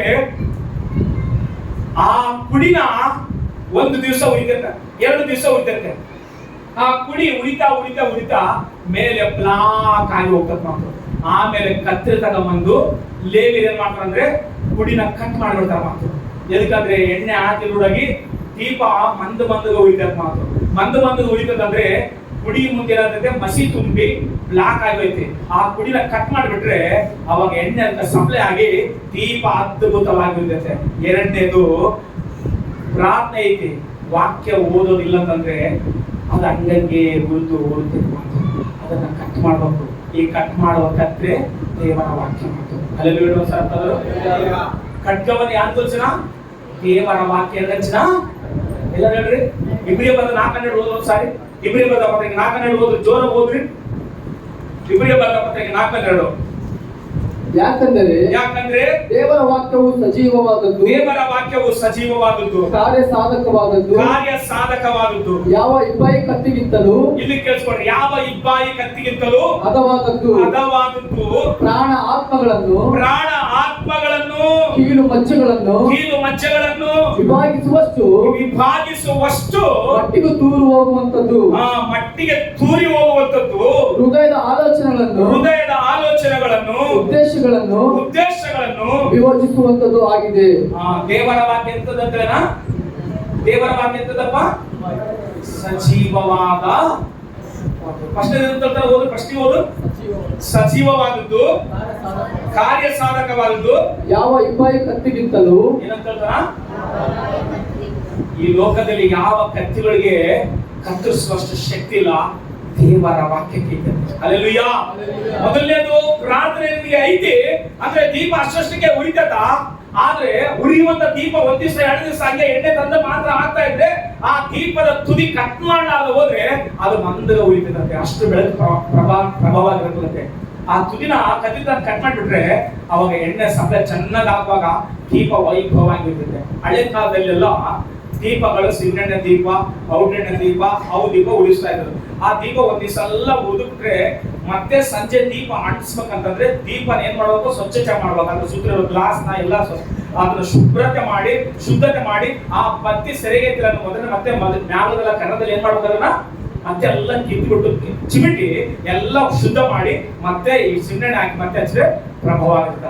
ಸರಿ ಮಾಡ್ಲಾರ್ದ ಅವಸರದಲ್ಲಿ ಅಡಿಸಿಕೊಂಡಂತ ಅವತ್ತು ರಾತ್ರಿ ಅಷ್ಟು ಬೆಳಕಿರ್ತದೆ ನೋಡ್ಲಿಕ್ಕೆ, ಅಷ್ಟು ಪ್ರಭಾವದ ಬೆಳಕಿರತ್ತಲ್ಲ. ಅಲ್ಲೆಲ್ಲೂಯ್ಯ. ನಮ್ ಜೀವನದಲ್ಲಿ ಬರೇ ಪ್ರಾರ್ಥನೆ ಅಂತ ಐತಂದ್ರೆ ವಾಕ್ಯದಲ್ಲಿ ಹೋದ್ರೆ ನಾವು ಅಷ್ಟು ಪ್ರಭಾವವಾಗಿರತ್ತೆ. ಇಲ್ಲಿ ಎಫೆಸ ಬರದಲ್ಲಿ ಒಂದು ಮಾತಾಡ್ತಾರೆ, 6ನೇ ಅಧ್ಯಾಯ ಓದ್ರು, 6ನೇ ಅಧ್ಯಾಯ ಎಫೆಸ ಬರದಲ್ಲಿ ದೇವರ ವಾಕ್ಯಕ್ಕೆ ಇರುವಂತ ಇನ್ನೊಂದು ಬಲ ಹೇಳ್ತಾನೆ. ಎಫೆಸ ಬರೆದ ಪತ್ರಿಕೆ 6ನೇ ಅಧ್ಯಾಯ 17 ವಚನ ಓದಪ್ಪ. ರಕ್ಷಣೆ ಎಂಬ ಶಿರಸ್ಥಾನವನ್ನು ಇಟ್ಟುಕೊಂಡು ಪವಿತ್ರಾತ್ಮನು ಕೊಡುವ ದೇವರ ವಾಕ್ಯ ಎಂಬ ಕತ್ತಿಯನ್ನು ಹಿಡಿಯಿರಿ. ಏನ್ ಇಟ್ಕೊಂಡ್ರ? ಪವಿತ್ರಾತ್ಮನು ದೇವರ ವಾಕ್ಯ ಎಂಬ ಕತ್ತಿ ಮಾತು. ಬರೇ ಪ್ರಾರ್ಥನೆ ಸಾಗಮ್ಮ. ಒಂದು ಪಕ್ಷಿಗೆ 2 ರೆಕ್ಕೆಗಳು ಹೆಂಗೋ ಬರೇ ಒಂದೇ ಕೈಲಿಂದ ಹಾಡ್ರೆ ಹಾರಿ ಹೋಗಂಗಿಲ್ಲ ಪಕ್ಷಿ. ಎಷ್ಟು ಕೈದ ಹಾರ್ಬೇಕು? ಎಷ್ಟು ರೆಕ್ಕೆಗಳಿಂದ? 2 ರೆಕ್ಕೆಗಳಿಂದ ಹಾರಿದ್ರೆ ಮೇಲೆ ಹೋಗ್ತದ. ನೀವು ಒಂದು ವೇಳೆ ಬರೇ ಪ್ರಾರ್ಥನೆಯಲ್ಲೇ ಹಾರ್ತಾ ಇದ್ರೆ ಅಷ್ಟಕ್ಕೆ ಹಾರಿ ಇರ್ತೀವಿ. ಆದ್ರೆ ನಿನ್ನ ಜೀವನದಲ್ಲಿ ಪ್ರಾರ್ಥನೆ ಅಂತದ್ದು ಇರ್ಬೇಕು, ಎರಡನೇದು ವಾಕ್ಯ ಅಂತದ್ದು ಇರ್ಬೇಕು. ಹಿಜ್ಕೀಯನು ದೇವರ ಆಲಯದ ಬಾಗಿಲು ತೆರೆದುಬಿಟ್ಟು ಹೊರಗಡೆ ಹಾಕಿರಂತಂದ್ರೆ ಆತನ ಜೀವಿತದಲ್ಲಿ ಸಮಸ್ಯೆ ಬಂದಾಗ ದೇವರ ಮುಂದೆ ಕೂತ್ಕೊಂಡು ಏನ್ ಮಾಡ್ಯಾನ? ಏನ್ ಮಾಡ್ಯಾನ? ಪ್ರಾರ್ಥನೆ ಮಾಡೋಣ. ಎರಡನೇದು ಪ್ರಾರ್ಥನೆ ಮಾಡ್ಲಿಕ್ಕೆ ಕಾರಣ ಏನು? ಧರ್ಮಶಾಸ್ತ್ರವನ್ನು ನೆರವೇರಿಸಲು. ಯಾವ ದೇವರ ವಾಕ್ಯವನ್ನು ಕೈಗೊಳ್ತಾರೋ ಅವರ ಪ್ರಾರ್ಥನೆ ದೇವರೇ ಕೇಳ್ತಾರೆ ಮಾತು. ಯಾಕಂದ್ರೆ ಪ್ರಾರ್ಥನೆ ಮಾಡುವವರು, ದೇವರ ವಾಕ್ಯ ಓದುವವರು ದೇವರ ಚಿತ್ತ ಮಾಡಿದ ಮಾತು. ದೇವರಿಗೆ ವಿರುದ್ಧವಾಗಿ ತಂದೆ ಮಾಡಿರ್ಬೋದು, ದೇವರಿಗೆ ವಿರುದ್ಧವಾಗಿ ತಾಯಿ ಚೂಸ್ಬೋದು. ದೇವರ ವಾಕ್ಯವನ್ನು ಕೇಳಿ ನಡೆಸುವವರಿಗೆ ದೇವರಿಗೆ ಹಲೋ ನಾನು ಹೇಳೋದು ನಿಮಗೆ. ಎದಕ್ಕಂದ್ರೆ ದೇವರ ಧರ್ಮಶಾಸ್ತ್ರ ಪ್ರಾರ್ಥನೆ ತಂದೆ ಇಲ್ಲ. ಕುರಿತಾ ಇರ್ಬೋದು, ಒಂದು ವೇಳೆ ಹೋದರ ರಸನಾಗಿರ್ಬೋದು, ಆತೊಳಗೆ ಆದ್ರೆ ಹಿಜ್ಕೀಯನಿಗೆ ಪ್ರಾರ್ಥನೆ ಐತಿ, ದೇವರ ಧರ್ಮಶಾಸ್ತ್ರಗಳೈತಿ, ಮೋಶೆ ಬರೆದಿರುವ ಧರ್ಮಶಾಸ್ತ್ರ. ದೇವರ ಆಲಯದ ಬಾಗಿಲು ಏನ್ ಮಾಡಬಾರ್ದಪ್ಪ, ಮುಚ್ಚಬಾರ್ದು. ದೇವರ ಆಲಯ ಬಾಗಿಲು ಯಾವಾಗಲೂ ತೆರೆದಿರಬೇಕು. ಅನ್ಯ ಜನಗಳಿಗೆ, ಸ್ವದೇಶಿ ಜನರಿಗೆ, ಲೇವಿಯರಿಗೆ, ಅನೇಕ ಎಲ್ಲರಿಗೂ ಏನಾಗಿರ್ಬೇಕು, ದೇವರ ಆಲಯ ಪ್ರಾರ್ಥನೆ ಆಲಯ ಇರಬೇಕು. ಯೇಸು ಸ್ವಾಮಿ ಯೇಷನ ಬರೆದ ಗ್ರಂಥದಲ್ಲಿ ಒಂದು ಮಾತ್ರ, ನನ್ನ ಆಲಯವು ಎಲ್ಲಾ ಜನರಿಗೆ ಏನಂತ ಪ್ರಾರ್ಥನಾ ಆಲಯ. ಎಲ್ಲರಿಗೆ ಅಂತ ಅದರಲ್ಲಿ ಎಲ್ಲರೂ ಬಂದು ಮಾತು, ಕುರುಡರು, ಕುಂಟರು, ಒಳ್ಳೆಯವರು, ಕೆಟ್ಟವರು, ನಪುಂಸಕರು, ಎಲ್ಲರೂ. ಆದ್ರೆ ನಾವು ಅನ್ಕೊಂತೀವಿ ಪ್ರಾರ್ಥನೆ ಚರ್ಚ್ ಅಂತಂದ್ರೆ ಬರೀ ಒಳ್ಳೆಯವರಿಗೆಲ್ಲ ಅಲ್ಲ. ಈ ಭೂಮಿ ಮೇಲೆ ಜೀವಿಸುವ ಪ್ರತಿ ಮನುಷ್ಯನಿಗೂ ದೇವರ ಆಲಯ ಬೇಕು. ಹಲ್ಲೆಲೂಯಾ. ಯಾಕಂದ್ರೆ ಪ್ರತಿಯೊಬ್ಬರಿಗೂ ದೇವರ ಆಲಯ ಬೇಕು. ದೇವರ ಆಲಯದಲ್ಲಿ ಇರ್ತದ ಪ್ರಾರ್ಥನೆ, ದೇವರ ಆಲಯದಲ್ಲಿ ದೇವರ ವಾಕ್ಯ ಇರ್ತದ, ದೇವರ ಧರ್ಮಶಾಸ್ತ್ರವನ್ನು ಬೋಧಿಸ್ತಾರೆ ಮಕ್ಕಳಿಗೆ. ನಾವು ಈ ಭೂಮಿ ಮೇಲೆ ಜೀವನ ಮಾಡ್ಬೇಕಂತ. ಅದಕ್ಕೋಸ್ಕರವೇ ಆತನ ಏನ್ ಮಾಡ್ತಾರೆ ಅಂತಂದ್ರೆ, ಆ ಎಣ್ಣೆಯನ್ನು ತಗೊಂಡು ಆ ದೀಪಕ್ಕೆ ಹಾಕುವಾಗ ದೀಪ ಅದ್ಭುತವಾಗಿರ್ತದೆ. ನಿನ್ನ ಜೀವಿತದಲ್ಲಿ ಯಾವಾಗ ಕುಡಿ ಕತ್ತರಿಸ್ತೋ ಅವಾಗ ದೀಪಕ್ಕೆ ಏನಂತ, ಒಂದು ವೇಳೆ ನಾವೇ ಆ ದೀಪ ಉರಿಬೇಕಂದ್ರೆ ಕತ್ತರಿಸುವಾಗ ಏನಂತ, ನಮಗೆ ನೋವು ಕೆಲಸ. ನೀನ್ ಹಂಗ್ ಮಾಡ್ಬಾರ್ದಮ್ಮ, ನೀನ್ ಹಂಗ್ ಇರ್ಬಾರ್ದಪ್ಪ, ನೀನ್ ಹಂಗ್ ಮಾತಾಡ್ಬಾರ್ದಪ್ಪ ಅಂತಂದಾಗ ನೋವು ಆಗತ್ತ. ನಮಗೆ ನೋವು ಆದಾಗ್ಲೇ ನಾವು ಇನ್ನೂ ಸ್ವಲ್ಪ ಪ್ರಭಾವ ಆಗಿರ್ತೀವಿ ಲೋಕದಲ್ಲಿ. ಹಲ್ಲೆಲೂಯಾ. ನೋವು ಆಗ್ಲಾರ್ದಂಗ ನಾವು ಇರ್ಬೇಕಂತಂದ್ರೆ ನಾವು ಉರಿತಿರ್ತೀವಿ, ಆದ್ರೆ ಪ್ರಭಾವ ನಮ್ಮಿಂದ ಹೊರಗಡೆ ಹೋಗ್ತದೆ. ದೀಪ ಪ್ರಭಾವ ಉರಿಬೇಕಂದ್ರೆ ಅದನ್ನ ಕಟ್ ಮಾಡ್ಬೇಕು. ದೀಪ ನಂದಿಸಬಾರ್ದು, ಉರಿತಾ ಇರಬೇಕು. ನೋಡ್ರಿ, ಆ ಕಾರ್ಯ ಮಾಡುವಾಗ ಆಮೇಲೆ ಏನ್ ಮಾಡಿದಲ್ಲಿ ಅಲ್ಲಿ ಪಸ್ಕ ಹಬ್ಬವನ್ನು ಆಚರಣೆ ಮಾಡ್ಲಿಕ್ಕೆ ಆರಂಭ ಮಾಡಿದ್ರು. ಪಸ್ಕ ಹಬ್ಬ ಅಂದ್ರೆ ರೊಟ್ಟಿಯ ಹಬ್ಬ, ಹುಳಿಯ ರೊಟ್ಟಿಯ ಹಬ್ಬ ಮಾಡ್ತಾರೆ. ಅಂದ್ರೆ ಕುರಿ ಕೊಯ್ದು ಪಸ್ಕ ಹಬ್ಬ ಆಚರಣೆ ಮಾಡಿದ್ರು. ಇಸ್ರೇಲ್ಗೆ 3 ಸಾರಿ ಇಸ್ರೇಲ್ರು ಪ್ರತಿ ಸಾರಿ ಇಸ್ರೇಲ್ಗೆ ಹೋಗ್ಬೇಕು. ಎಲ್ಲೇ ಯಾವ ದೇಶದಲ್ಲಿ 3 ಸಾರಿ ಹೋಗ್ಬೇಕು. ಬಣ್ಣಶಾಲೆಗಳ ಹಬ್ಬಕ್ಕ, ಪಸ್ಕ ಹಬ್ಬಕ್ಕ, ಹುಳಿ ಇಲ್ಲದ ರೊಟ್ಟಿ ಹಬ್ಬಕ್ಕ, ಅವ್ರು ಯಾವಾಗಲೂ ಪಂಚಶತಮ ಹಬ್ಬಕ್ಕ 3 ಹಬ್ಬಕ್ಕೆ ಪ್ರತಿ ಸಾರಿ ಹೋಗ್ಬೇಕು ಮಾತು. ಆದ್ರೆ ಯಾವಾಗ ಅವ್ರ ತಂದೆ ರಾಜನಾಗೇನೋ ಅಷ್ಟವರಿಗೆ ಹಬ್ಬ ಮಾಡಿಲ್ಲ, ಪಸ್ಕ ಹಬ್ಬ ಮಾಡಿಲ್ಲ. ಇಸ್ರೇಲ್ಗೆ ಮೊಟ್ಟ ಮೊದಲ ಹಬ್ಬ ಅಂದ್ರೆ ಪಸ್ಕ ಹಬ್ಬ. ಎದಕ್ಕ ಪಸ್ಕ ಹಬ್ಬ ಅಷ್ಟು ಪ್ರಾಮುಖ್ಯವಾದಂದ್ರೆ, ಇಸ್ರೇಲ್ 400 ವರ್ಷ ಈಜಿಪ್ಟ್ ನಲ್ಲಿ ಇರುವಾಗ ಆ ಕುರಿಮರಿಯ ರಕ್ತದಿಂದಲೇ ಅವ್ರು ಏನ್ ಮಾಡಿದ್ರು, ದೇವರು ಹೊರಗಡೆ ಕರ್ಕೊಂಬಂದ. ದೇವ್ರು ಹೇಳ್ತಾನೆ, ಇದೇ ನಿಮಗೆ ಪ್ರಥಮವಾಗಿರ್ಬೇಕು, ಇದನ್ನ ನೀವು ನೆನಪು ಮಾಡಿಕೊಳ್ಬೇಕು, ಇದನ್ನ ಯಾವಾಗ ಆಚರಣೆ ಮಾಡ್ತಿರ್ಬೇಕು. ಇದನ್ನ ಆಚರಣೆ ಮಾಡುವಾಗಲ್ಲ ನಿಮ್ಮ ಮಕ್ಕಳು ಕೇಳ್ತಾರಲ್ಲ, ಎದಕ್ಕಪ್ಪ ಇದನ್ನ ನೀವು ಮಾಡ್ತಂದ್ರೆ, ಒಂದು ಸಾರಿ ಒಂದು ಕಾಲದಲ್ಲಿ ನಮ್ಮ ಪಿತೃಗಳು ಎಲ್ಲಿದ್ರು, ಈಜಿಪ್ಟ್ ದೇಶದಲ್ಲಿ ಬಾನಿಸರಾಗಿದ್ರು. ದೇವರು ಈ ಹಬ್ಬ ಮಾಡೋದ್ರಿಂದ, ಈ ಕುರಿ ಕೊಯ್ದು ನಾವು ಬಾಗಿಲಿಗೆ ರಕ್ತ ಹಚ್ಚೋದ್ರಿಂದ ನಮ್ಮನ್ನು ಶತ್ರುಗಳ ಕೈಯಿಂದ ಬಾನಿಸ್ತದ್ರಿಂದ ನಮ್ಮನ್ನ ಏನ್ ಮಾಡಿದ ಹೊರಗಡೆ ಕರ್ಕೊಂಡು ಬಂದಂತಾಳೆ. ನೀವು ಪ್ರತಿ ಸಾರಿ ನಿಮ್ಮ ಮಕ್ಕಳಿಗೆ ಹೇಳ್ಬೇಕು, ನಿಮ್ಮ ಮಕ್ಕಳು ದೇವರಿಗೆ ಭಯ ಪಡ್ಬೇಕನ್ನೋದು ದೇವರ ಆಜ್ಞೆ ಆಗಿತ್ತು ಮಾತು. ಇಲ್ಲಿ ನೋಡ್ರಿ, ಆ ಹಬ್ಬ ಆಚರಣೆ ಮಾಡುವಾಗ ಕೆಲವರು ಶುದ್ಧವಾಗಬೇಕಂತೇಳಿ, ನಾ ಲೇವಿಯರು ಶುದ್ಧವಾಗಬೇಕನ್ನ, ಕೆಲವರು ಶುದ್ಧತೆ ಇಲ್ಲದೆ ಬಂದು ಕೈ ಹಾಕಿರಂತೆ. ಶುದ್ಧವಾದ ಮೇಲೆ ಬಂದು ಪಸ್ಕ ಹಬ್ಬದಲ್ಲಿ ಭಾಗವಹಿಸಬೇಕು. ಅವ್ರು ಯಾರಾಗಿರ್ಲಿ, ಇಸ್ರಾಯೇಲರಾಗಿರ್ಲಿ, ಯಾರನ್ನಾಗಿರ್ಲಿ, ಶುದ್ಧವಿಲ್ಲದೆ ಬಂದು ಕೈ ಹಾಕಿದ್ರೆ ಸಮಸ್ಯೆಗಳು ಬರ್ತಾ ಮಾಡ್ತಾರೆ. ನಾವು ಕರ್ತನ ಭೋಜನ ಕೊಡ್ತೀವಲ್ಲ, ಅವಾಗ ಒಂದು ವಾಕ್ಯ ಓದಿಸ್ತಾನೆ. 1 ಕೊರಿಂಥ 23:33 ಯಾವನಾದರೂ ತನ್ನನ್ನು ತಾನು ಪರೀಕ್ಷೆ ಮಾಡಿಕೊಳ್ಳಲಾರದೆ ಅದನ್ನು ತಿಂದು ಕುಡಿದ್ರೆ ಏನಾಗ್ತಾನ, ಬಲಹೀನರಾಗ್ತಾರೆ, ರೋಗಿಗಳಾಗ್ತಾರೆ, ಕೆಲವು ಏನಾಗ್ತಾರ. ಆ ಸಮಸ್ಯೆ ಈಗ ಬರುವಾಗ ಈಚೆಗೆ ಏನಂತ ಹೇಳಿ ಪ್ರಾರ್ಥನೆ ಮಾಡುವ ಗುಣ ಇತ್ತು. ಹೋಗ್ರಿ ಒಂದು ಸಾರಿ 2ನೇ ಪೂರ್ವಕಾಲ 30ನೇ ಅಧ್ಯಾಯ 18, 19, 20 ಚಲೋರಪ್ಪ. ಜನರಲ್ಲಿ ಅನೇಕರು ಅಂದರೆ ಹೆಚ್ಚಾಗಿ ಎಫ್ರಾಹಿಂ, ಮನಸ್ಸೆ, ಇಸ್ಸಾಕಾರ್, ಜಬುಲೂನ್ ಪ್ರಾಂತಗಳವರು ತಮ್ಮನ್ನು ಶುದ್ಧಿಪಡಿಸಿಕೊಳ್ಳದೆ ಏನ್ ಮಾಡ್ಕೊಳ್ಳೋದು ಅಂದ್ರೆ ಶುದ್ಧ ಮಾಡಂತೆ ಮೊದಲೇ ಹೇಳ. ಯಾರು ಇಸ್ಕಿ ಹೇಳ ದೇವರಿಗೆ ಎಲ್ಲ ಶುದ್ಧವಾಗಿ ಬಿಡ್ರಿ, ಶುದ್ಧವಾದ್ರೆ ನೀ ಪಸ್ಕ ಹಬ್ಬದಲ್ಲಿ ಪಾಲ್ಗಾರಾಗಬೇಕು. ಶುದ್ಧತೆ ಇಲ್ಲದೆ ಬಂದು ಕರ್ತನ ಭೋಜನ ಏನ್ ಮಾಡ್ಬಾರ್ದು, ಕೈ ಹಾಕ್ಬಾರ್ದು. ಓದಪ್ಪ ಮುಂದಕ್ಕೆ ಹೋಗು. ಧರ್ಮಶಾಸ್ತ್ರಕ್ಕೆ ವಿರುದ್ಧವಾದ ರೀತಿಯಿಂದ ಪಸ್ಕ ಭೋಜನವನ್ನು ಮಾಡಿದರು. ಪಸ್ಕ ಭೋಜನವನ್ನು ಅವ್ರು ಮಾಡಿಬಿಟ್ರು. ಅಲ್ಲಿ ಅರ್ಥದರು ನಾನು ಹೇಳೋದು ಅರ್ಥ ನಿಮಗೆ ಎಲ್ಲರೂ ಕೇಳಿಸ್ಕೊಂಡ್ರಿ. ಪರಿಸ್ಥಿತಿಗಳು ಹೆಂಗಿರ್ತಾವಂದ್ರೆ, ಇಬ್ಬರು ಹುಡುಗರು, ಒಂದು ಹುಡುಗಿ ಒಂದು ಹುಡುಗ ಬಹಳ ಪ್ರೀತಿಸುತ್ತೆ ಭೂಮಿ ಮೇಲಿರುವಾಗ, ಯೌವನಸ್ಥರು. ಅದು ಒಂದು ವೇಳೆ ಅವರಿಗೆ ಮದುವೆ ಕಾಲ ಬಂದಿರ್ತಿರೋ ಮದುವೆ ಕಾಲ ಬಂದಿರ್ತಿರೋ ಒಂದ್ ವೇಳೆ. ಆದ್ರೆ ಇವಾಗ ಕಾಲ ಹೆಂಗಿರ್ತಂದ್ರೆ, ಆಯ್ತು ಲೇವ್ ಆದ ಕೂಡಲೇ ಫೋನ್ ನಂಬರ್ ಇಸ್ಕೊಂಡ್ಬರ್ತಾರ, ಅವ್ರ ಬಗ್ಗೆ ಇವ್ರ ಬಗ್ಗೆ ಎಲ್ಲ ತಿಳ್ಕೊಂಡ್ಬರ್ತಾರ. ಫುಲ್ಲು ಸಕ್ಸಸ್ ಆದ್ರೆ ಇಬ್ರು ಒಂದಾಗ್ತಾರ. ಒಂದು ವೇಳೆ ಬ್ಯಾಡ್ ನ್ಯೂಸ್ ಏನಂತ ಕೇಳಿದ್ರೆ ಹುಡುಗಿ ಸರಿ ಇಲ್ಲ, ಕ್ಯಾಟ್ ಸರಿ, ಹುಡುಗ ಸರಿ ಇಲ್ಲ, ಅಲ್ಲಿ ದೂರ ನೋಡ್ತು ಪ್ರಪಂಚದಲ್ಲಿ. ಆ ರೀತಿಯಾಗಿರುವಂತ ಯವನಸ್ಥರು ಎಂಗೇಜ್ಮೆಂಟ್ ಆಯ್ತು, ಮದುವೆ ಆಗ್ಬೇಕು. ಆದ್ರೆ ಒಂದು ದಿವಸ ಅವರು ಬೈಕ್ ನಲ್ಲಿ ಹೋಗ್ತಾ ಇದ್ರು. ಇದು ನಾನು ಉದಾಹರಣೆ ಕಥೆಗಾಗಿ ಹೇಳ್ತೇನೆ, ನಿಮ್ಗೆ ಅರ್ಥ ಆಗ್ಲಿಕ್ಕೆ ಅಷ್ಟೇ. ಇದು ನಡೆದಿರುವ ಘಟನೆ ಅಲ್ಲ. ಈ ರೀತಿಯಾಗಿ ಇರ್ಬೋದು ನಮ್ಮ ಪರಿಸ್ಥಿತಿ ಒಂದು ದಿವಸ ಅಂತ ಹೇಳ್ತೇನೆ. ಒಂದ್ ದಿವಸ ಬೈಕ್ ನಾಗ ಹೋಗಿದ್ರು, ಬೈಕ್ ನಾಗ ಆಕ್ಸಿಡೆಂಟ್ ಆಗಿಬಿಟ್ರು, ಇಬ್ರು ಸತ್ತೋಗ್ಬಿಟ್ರು. ಸತ್ತೋಗಿ ಅವರು ಪರಲೋಕಕ್ಕೆ ಹೋಗ್ಬಿಟ್ರು. ಪರಲೋಕಕ್ಕೆ ಹೋಗಿ ಅಲ್ಲಿ ಪರಲೋಕದ ಬಾಗಿಲು ತೆಗಿಲಿಕ್ಕೆ ಮಿಗಲ್ಕೈ ಯಾರಿಗೆ ಕೊಟ್ಟ ಅಂತ ಹೇಳಿದ್ರೆ ಬೈಬಲ್ ಅಲ್ಲಿ ಹೇಳಿ, ಪರಲೋಕದ ಮಿಗಲ್ಕೈಗಳು ಯಾರಿಗೆ ಕೊಟ್ಟಂತೆ? ಯೇಸು.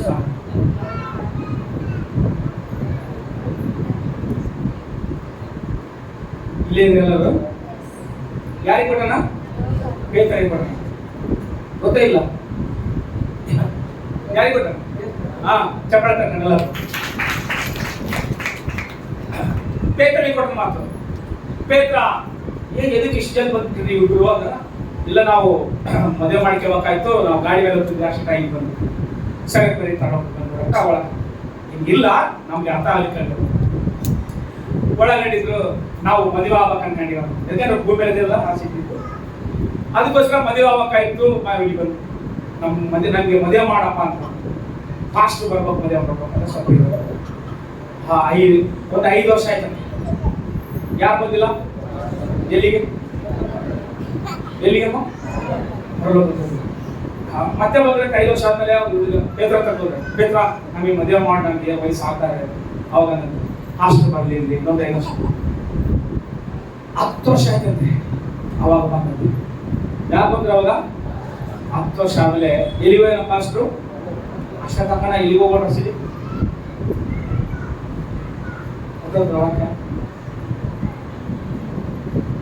ಹಲ್ಲೆಲೂಯಾ.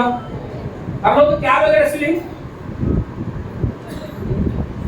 ಫಸ್ಟ್ ಯಾರು ಪರಲೋಕಕ್ಕೆ? ಹುಡುಗ ಯಾರು ಹೆಸಲಿ?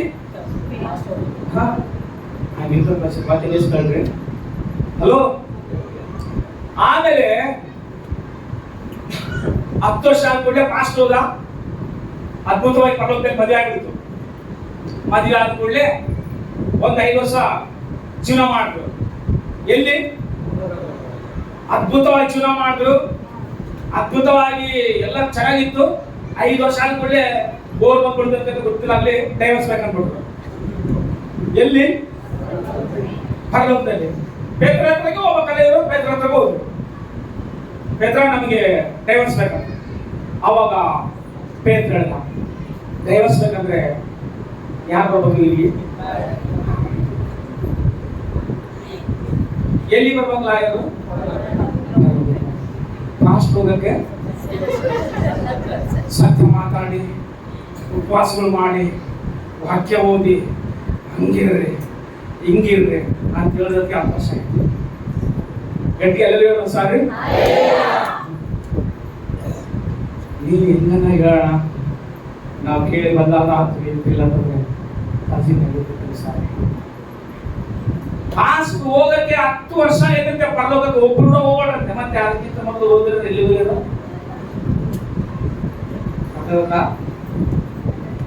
ಸಾಲಿ ಯಾರು ಹೇಳಿದ್ರು ಲೆಕ್ಕದ ಪ್ರಕಾರ ಒಂದು ಸೆಕೆಂಡಿಗೆ 12 ಲಕ್ಷ ಜನ ಹೋಗ್ತಾರೆ. 1 ಸೆಕೆಂಡ್ಗೆ 12 ಲಕ್ಷ ಜನ ಸಾಯ್ತಾರೆ. ಎಷ್ಟು ಸೆಕೆಂಡಿಗೆ? ಒಂದು ಸೆಕೆಂಡಿಗೆ ಎಷ್ಟು ಲಕ್ಷ ಜನ ಹೋಗ್ತಾರೆ ಭೂಮಿ ಮೇಲೆ, ಅಷ್ಟು ಜನ ಸಾಯ್ತಾರೆ. ಮತ್ತೆ ನಡೆದಿಲ್ಲ, ನನಗೆ ಅರ್ಥ ಆಗ್ಲಿಕ್ಕೆ ಹೇಳ್ತೀನಿ. ಒಬ್ಬ ಫಾಸ್ಟ್ ಪರಲೋಕಕ್ಕೆ ಹೋಗಕ್ಕೆ ಎಷ್ಟು ವರ್ಷ ಐತೆ? 10 ವರ್ಷ ಆಗುತ್ತೆ. ಅದಕ್ಕೋಸ್ಕರ ಯಾಕೋಬನ ಪತ್ರಿಕೆ ಬಹಳ ಜನ ಬೋಧಕರಾಗಬೇಡ್ರಿ, ಬಹಳ ಜನ ಗುರು ಅನ್ನಿಸ್ಕೊಳ್ಳಿಕ್ಕೆ ಇಷ್ಟಪಡಬೇಡ್ರಿ, ಬಹಳ ಜನ ಸೇವಕರಾಗಲಿಕ್ಕೆ ಇಷ್ಟಪಡಬೇಡ್ರಿ. ವಿಶ್ವಾಸಗಳಿಗೆ ಒಂದು ಪಟ್ಟ ಅಂದ್ರೆ ಹೇಳ್ರಿ, ಸೇವಕರಿಗೆ 2ರಷ್ಟು ಮಾತು. ನಾನು ಯಾಕೆ ಹೇಳ್ತಂತಂದ್ರೆ, ವಾಕ್ಯ ಓದಿಸೋಕ್ಕಿಂತ ವಾಕ್ಯ ಕೇಳೋದೇ ಚುರುಕಾಗಿರ್ತಾರೆ ಮಕ್ಕಳು. ಅಲ್ಲಿ 7 ವರ್ಷ ಹೌದು ಮಕ್ಕಳೇ. ಅದಕ್ಕೋಸ್ಕರವೇ ಇಲ್ಲಿ ಏನಂತ ಕೇಳ್ತಾರಂತಂದ್ರೆ, ಹಿಜ್ಕೀಯ ಅದು ಬಿಟ್ಟಾಕ್ರಿ. ಇವಾಗ ಈ ವಾಕ್ಯಕ್ಕೆ ಬರೋಣ ನೋಡ್ರಿ. ಪಸ್ಕ ಹಬ್ಬಕ್ಕೆ ನೀವು ಬರ್ಬೇಕಂದ್ರೆ, ಪಸ್ಕ ಹಬ್ಬದಲ್ಲಿ ನೀವು ಪಾಲ್ಗಾರ ಆಗ್ಬೇಕಂದ್ರೆ ಏನ್ ಮಾಡ್ತೀವಿ ಅಂತ ಹೇಳಿ ಎಲ್ಲರಿಗೆ ಏನ್ ಮಾಡ್ಬೇಕು? ಶುದ್ಧವಾಗಬೇಕಂತ ಹೇಳಿ ಮಾತು. ಶುದ್ಧವಾಗಬೇಕಂತ ಮೊದಲೇ ಪ್ರಕಟಣೆವಾಗಿದ್ರು, ಶುದ್ಧವಾಗಬೇಕಂತ ಮೊದಲೇ ಎಲ್ಲ ಹೇಳಿದ್ರು. ಕೆಲವರು ಶುದ್ಧತೆ ಇಲ್ಲದೆ ಎದುರು ಒಂದು ಸೆಕೆಂಡ್ ಪಸ್ಕಾಪದಲ್ಲಿ ಶುದ್ಧತೆ ಇಲ್ಲದೆ ಬಂದು ಪಸ್ಕಾಪದಲ್ಲಿ ಕೈ ಹಾಕಿದ್ರೆ ಸಮಸ್ಯೆಗಳು ಬಹಳ ಇರ್ತಾವ, ಪ್ರಾಬ್ಲಮ್ಗಳಾಗ್ತವೆ. ಅದಕ್ಕೋಸ್ಕರ ಪ್ರತಿ ವಾರ ಏನಂತ ಹೇಳೋದು, ಪ್ರತಿ ತಿಂಗಳು ಮೊದಲನೇ ಭಾನುವಾರ ಕತ್ತಲ ಭುಜದ ಕೈ ಹಾಕುವಾಗ ಏನಂತ ಹೇಳ್ತೀವಿ, ಗೊತ್ತಲ್ಲ ಎಲ್ಲರಿಗೆ. ಯಾವನಾದ್ರೂ ತನ್ನನ್ನು ತಾನು ಪರೀಕ್ಷೆ ಮಾಡಿಕೊಳ್ಳಲಾರದೆ ಅದರಲ್ಲಿ ಕೈ ಹಾಕಿ ತಿಂದು ಕುಡಿಯುವುದಾದ್ರೆ ಬಲಹೀನರಾಗ್ತೀವಿ. ಬಲಹೀನಂದ್ರೆ ಅರ್ಥ ಗೊತ್ತಿಲ್ಲ ನಮ್ಗೆ. ಬಲಹೀನರಂದ್ರೆ ಬರೇ ಶಕ್ತಿಯಿಂದ ನಾವು ಹಿಂಗ ನಡೀತಂತಲ್ಲ, ನಾವೆಲ್ಲ ಹಂಗೆ ಅನ್ಕೋತೀವಿ. ಬಲಹೀನರಲ್ಲ, ಕುಟುಂಬದ ಪರವಾಗಿ ಬಲಹೀನರಾಗಿ ಹೋಗ್ತೀವಿ. ಎಷ್ಟು ನಾವು ಅಭಿವೃದ್ಧಿ ಆಗಕ್ಕೆ ಹೋಗ್ತೀವಿ, ಕುಂಠಿತವಾಗಿ ಹೋಗುತ್ತ. ದುಡಿಮೆಯಲ್ಲಿ, ಆಶೀರ್ವಾದದಲ್ಲಿ, ಅಭಿವೃದ್ಧಿಯಲ್ಲಿ, ಪ್ರತಿಯೊಂದರಲ್ಲಿ ಬಲಹೀನತೆ ಕಾಣ್ತದ. ಏನ್ರ ಇಷ್ಟಕ್ಕೂ ದುಡಿತಾರ, ಆದ್ರೆ ಏನು ಅಭಿವೃದ್ಧಿ ಕಾಣ್ತಾ ಇಲ್ಲ. ಇಷ್ಟು ಒಳ್ಳೆ ಕೆಲಸ ಮಾಡ್ತಾರ, ಏನ್ ಅಭಿವೃದ್ಧಿ ಕಾಣ್ತಾರ? ಬಲಹೀನರಾದ್ರು. ನಾವ್ ಅನ್ಕೊಂತೀವಿ ಬಲಹೀನರಂತಂದ್ರೆ ಅಂದ್ರೆ ನೋಡ್ಲಿಕ್ಕೆ ದಪ್ಪ ಹೈಟ್ ಗಿಟ್ ಆದ್ರೆ ನಡೆಯಕ್ಕಾಗಲ್ಲ, ಹಿಂಗ್ ನಡೀತಾರ ಅಂತ. ಅದೆಲ್ಲ ಬಲಹೀನತೆ ಅಂತಂದ್ರೆ, ಬಲಹೀನತಂದ್ರೆ ನಿನ್ ಕುಟುಂಬದ ಪರಿಸ್ಥಿತಿ ಕಾಣ್ತಾ. ಔಟ್ ಸೈಡ್ ಜನಕ ಏನ್ ಆಶೀರ್ವಾದ ಹೋಗ್ತಾರ ದೇವ್ರ ನಂಬ್ಕೊಂಡಿವ್ರು, ಏನ್ ಅಭಿವೃದ್ಧಿ ಆಗ್ಯಾರ ದೇವ್ರ ನಂಬ್ಕೊಂಡಿವ್ರು. ಕಾರಣ ಏನಂತಂದ್ರೆ ಶುದ್ಧತೆ ಇಲ್ಲದೆ ಬಂದು ಅವ್ರು ಕೈ ಹಾಕ್ತಾ ಇದ್ದಾರೆ.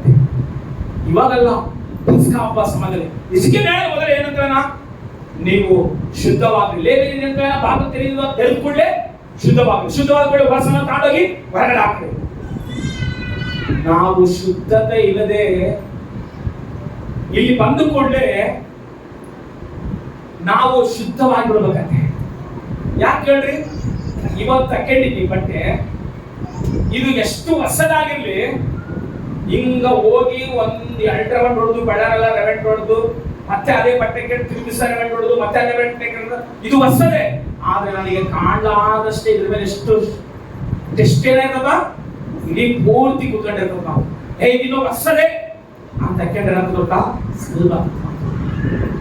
ದೇವರು ಅದು ಅಶುದ್ಧದ ಗಾಳಿ, ಆ ಟೆಸ್ಟ್ ಎಲ್ಲ ಏನದ, ಅದು ಸ್ಮೆಲ್ ಬೇರೆ ಬರ್ತದೆ.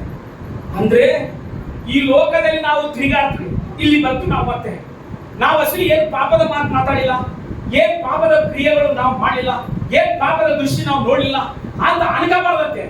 ಇಲ್ಲಿ ಬಂದುಕೊಳ್ಳೆ ಅಯ್ಯ ಈ ವಾರಲ್ಲ ಪಾಪದ ದೃಶ್ಯಗಳು ನಾನು ನೋಡ್ಬಾರ್ದು ಅನ್ಕೊಂಡಿಗೂ ನೋಡಿದಾಗ ನನಗೆ ಕೆಲವು ಸಾರಿ ನನಗೆ ನೋಡ್ಲಿಕ್ಕೆ ನನಗೆ ಸಮಸ್ಯೆಗಳು ಬಂದು ನಾನು ಕೇಳಬಾರ್ದು ಅನ್ಕೊಂಡೆ ಕೆಲವು ಸಾರಿ, ಅದು ಕೇಳಿನಿ. ಆದ್ರೆ ನಾನು ಕೆಲವು ಸ್ಥಳಗಳಿಗೆ ಹೋಗ್ಬಾರ್ದು ಕೆಲವಿದ್ದೆ, ಆದ್ರೆ ಹೋಗಿನಿ. ಆದ್ರೆ ನಿನ್ನ ಕೃಪೆಯಿಂದ ನಿನ್ನ ರಕ್ತದಿಂದ ನನ್ನನ್ನು ಮತ್ತೆ ಶುದ್ಧ ಮಾಡು, ನನ್ನನ್ನು ಶುದ್ಧ ಮಾಡು ಅಂತ ನಾವು ಶುದ್ಧವಾಗ್ತಾ ಇರ್ಬೇಕಂತ. ಎಲ್ಲಿ ಬಂದಾಗ ಇವಾಗ ದೇವರ ಆಲಯಕ್ಕೆ ಬಂದಾಗಲ್ಲ. ನಾನು ನಿಮಗೆ ಡೈರೆಕ್ಟರ್ ಕೇಳ್ತೀನಿ, ನೀವು ಕೆಟ್ಟ ಮಾತು ಮಾತಾಡಿಲ್ಲ, ಇವಾಗ ಅನ್ಕೊಳ್ಳಿ ಕೆಟ್ಟದ್ದು ನೋಡಿಲ್ಲ, ಹೋಗ್ಲಿ. ನೀವೀಗ ಹೋಗ್ತಾ ಇರುವಾಗ, ನೀವೀಗ ಯಾವ ಜೊತೆ ಹೋಗ್ತಾ ಯಾವ ಜೊತೆ ಕೂತಿರುವಾಗ ಅಸಲಿ ಒಂದು ಮಾತು ಕೂಡ ದೇವರಿಗೆ ವಿರುದ್ಧವಾದ ಮಾತು, ಕೆಟ್ಟ ಮಾತು ಕೇಳಿಲ್ವ ಅಸಲಿ ವಾರ? ಅಸಲಿ ನಾನು ಈ ವಾರ ಕೆಟ್ಟ ಮಾತೇ ಕೇಳಿಲ್ಲ, ಕೆಟ್ಟದ್ದೇ ಆಲೋಚನೆ ಬಂದಿಲ್ಲ ಅನ್ನೋರು ಯಾರಿದ್ರೆ ಅಲ್ಲಿ ಹೇಳ್ತಾರೆ ಒಂದು ಸರ್ ನೋಡೋಣ. ಅರ್ಥ ಹೇಳೋದು ಅಂದ್ರೆ ಪಾಪದ ಲೋಕದಲ್ಲಿದ್ದೇವೆ, ಪರಿಶುದ್ಧರಾಗಲಿಕ್ಕೆ ಪ್ರಯತ್ನ ಮಾಡ್ತೇವೆ. ನಮ್ಮ ಶಕ್ತಿಯಿಂದಲ್ಲ, ಯೇಸು ರಕ್ತವು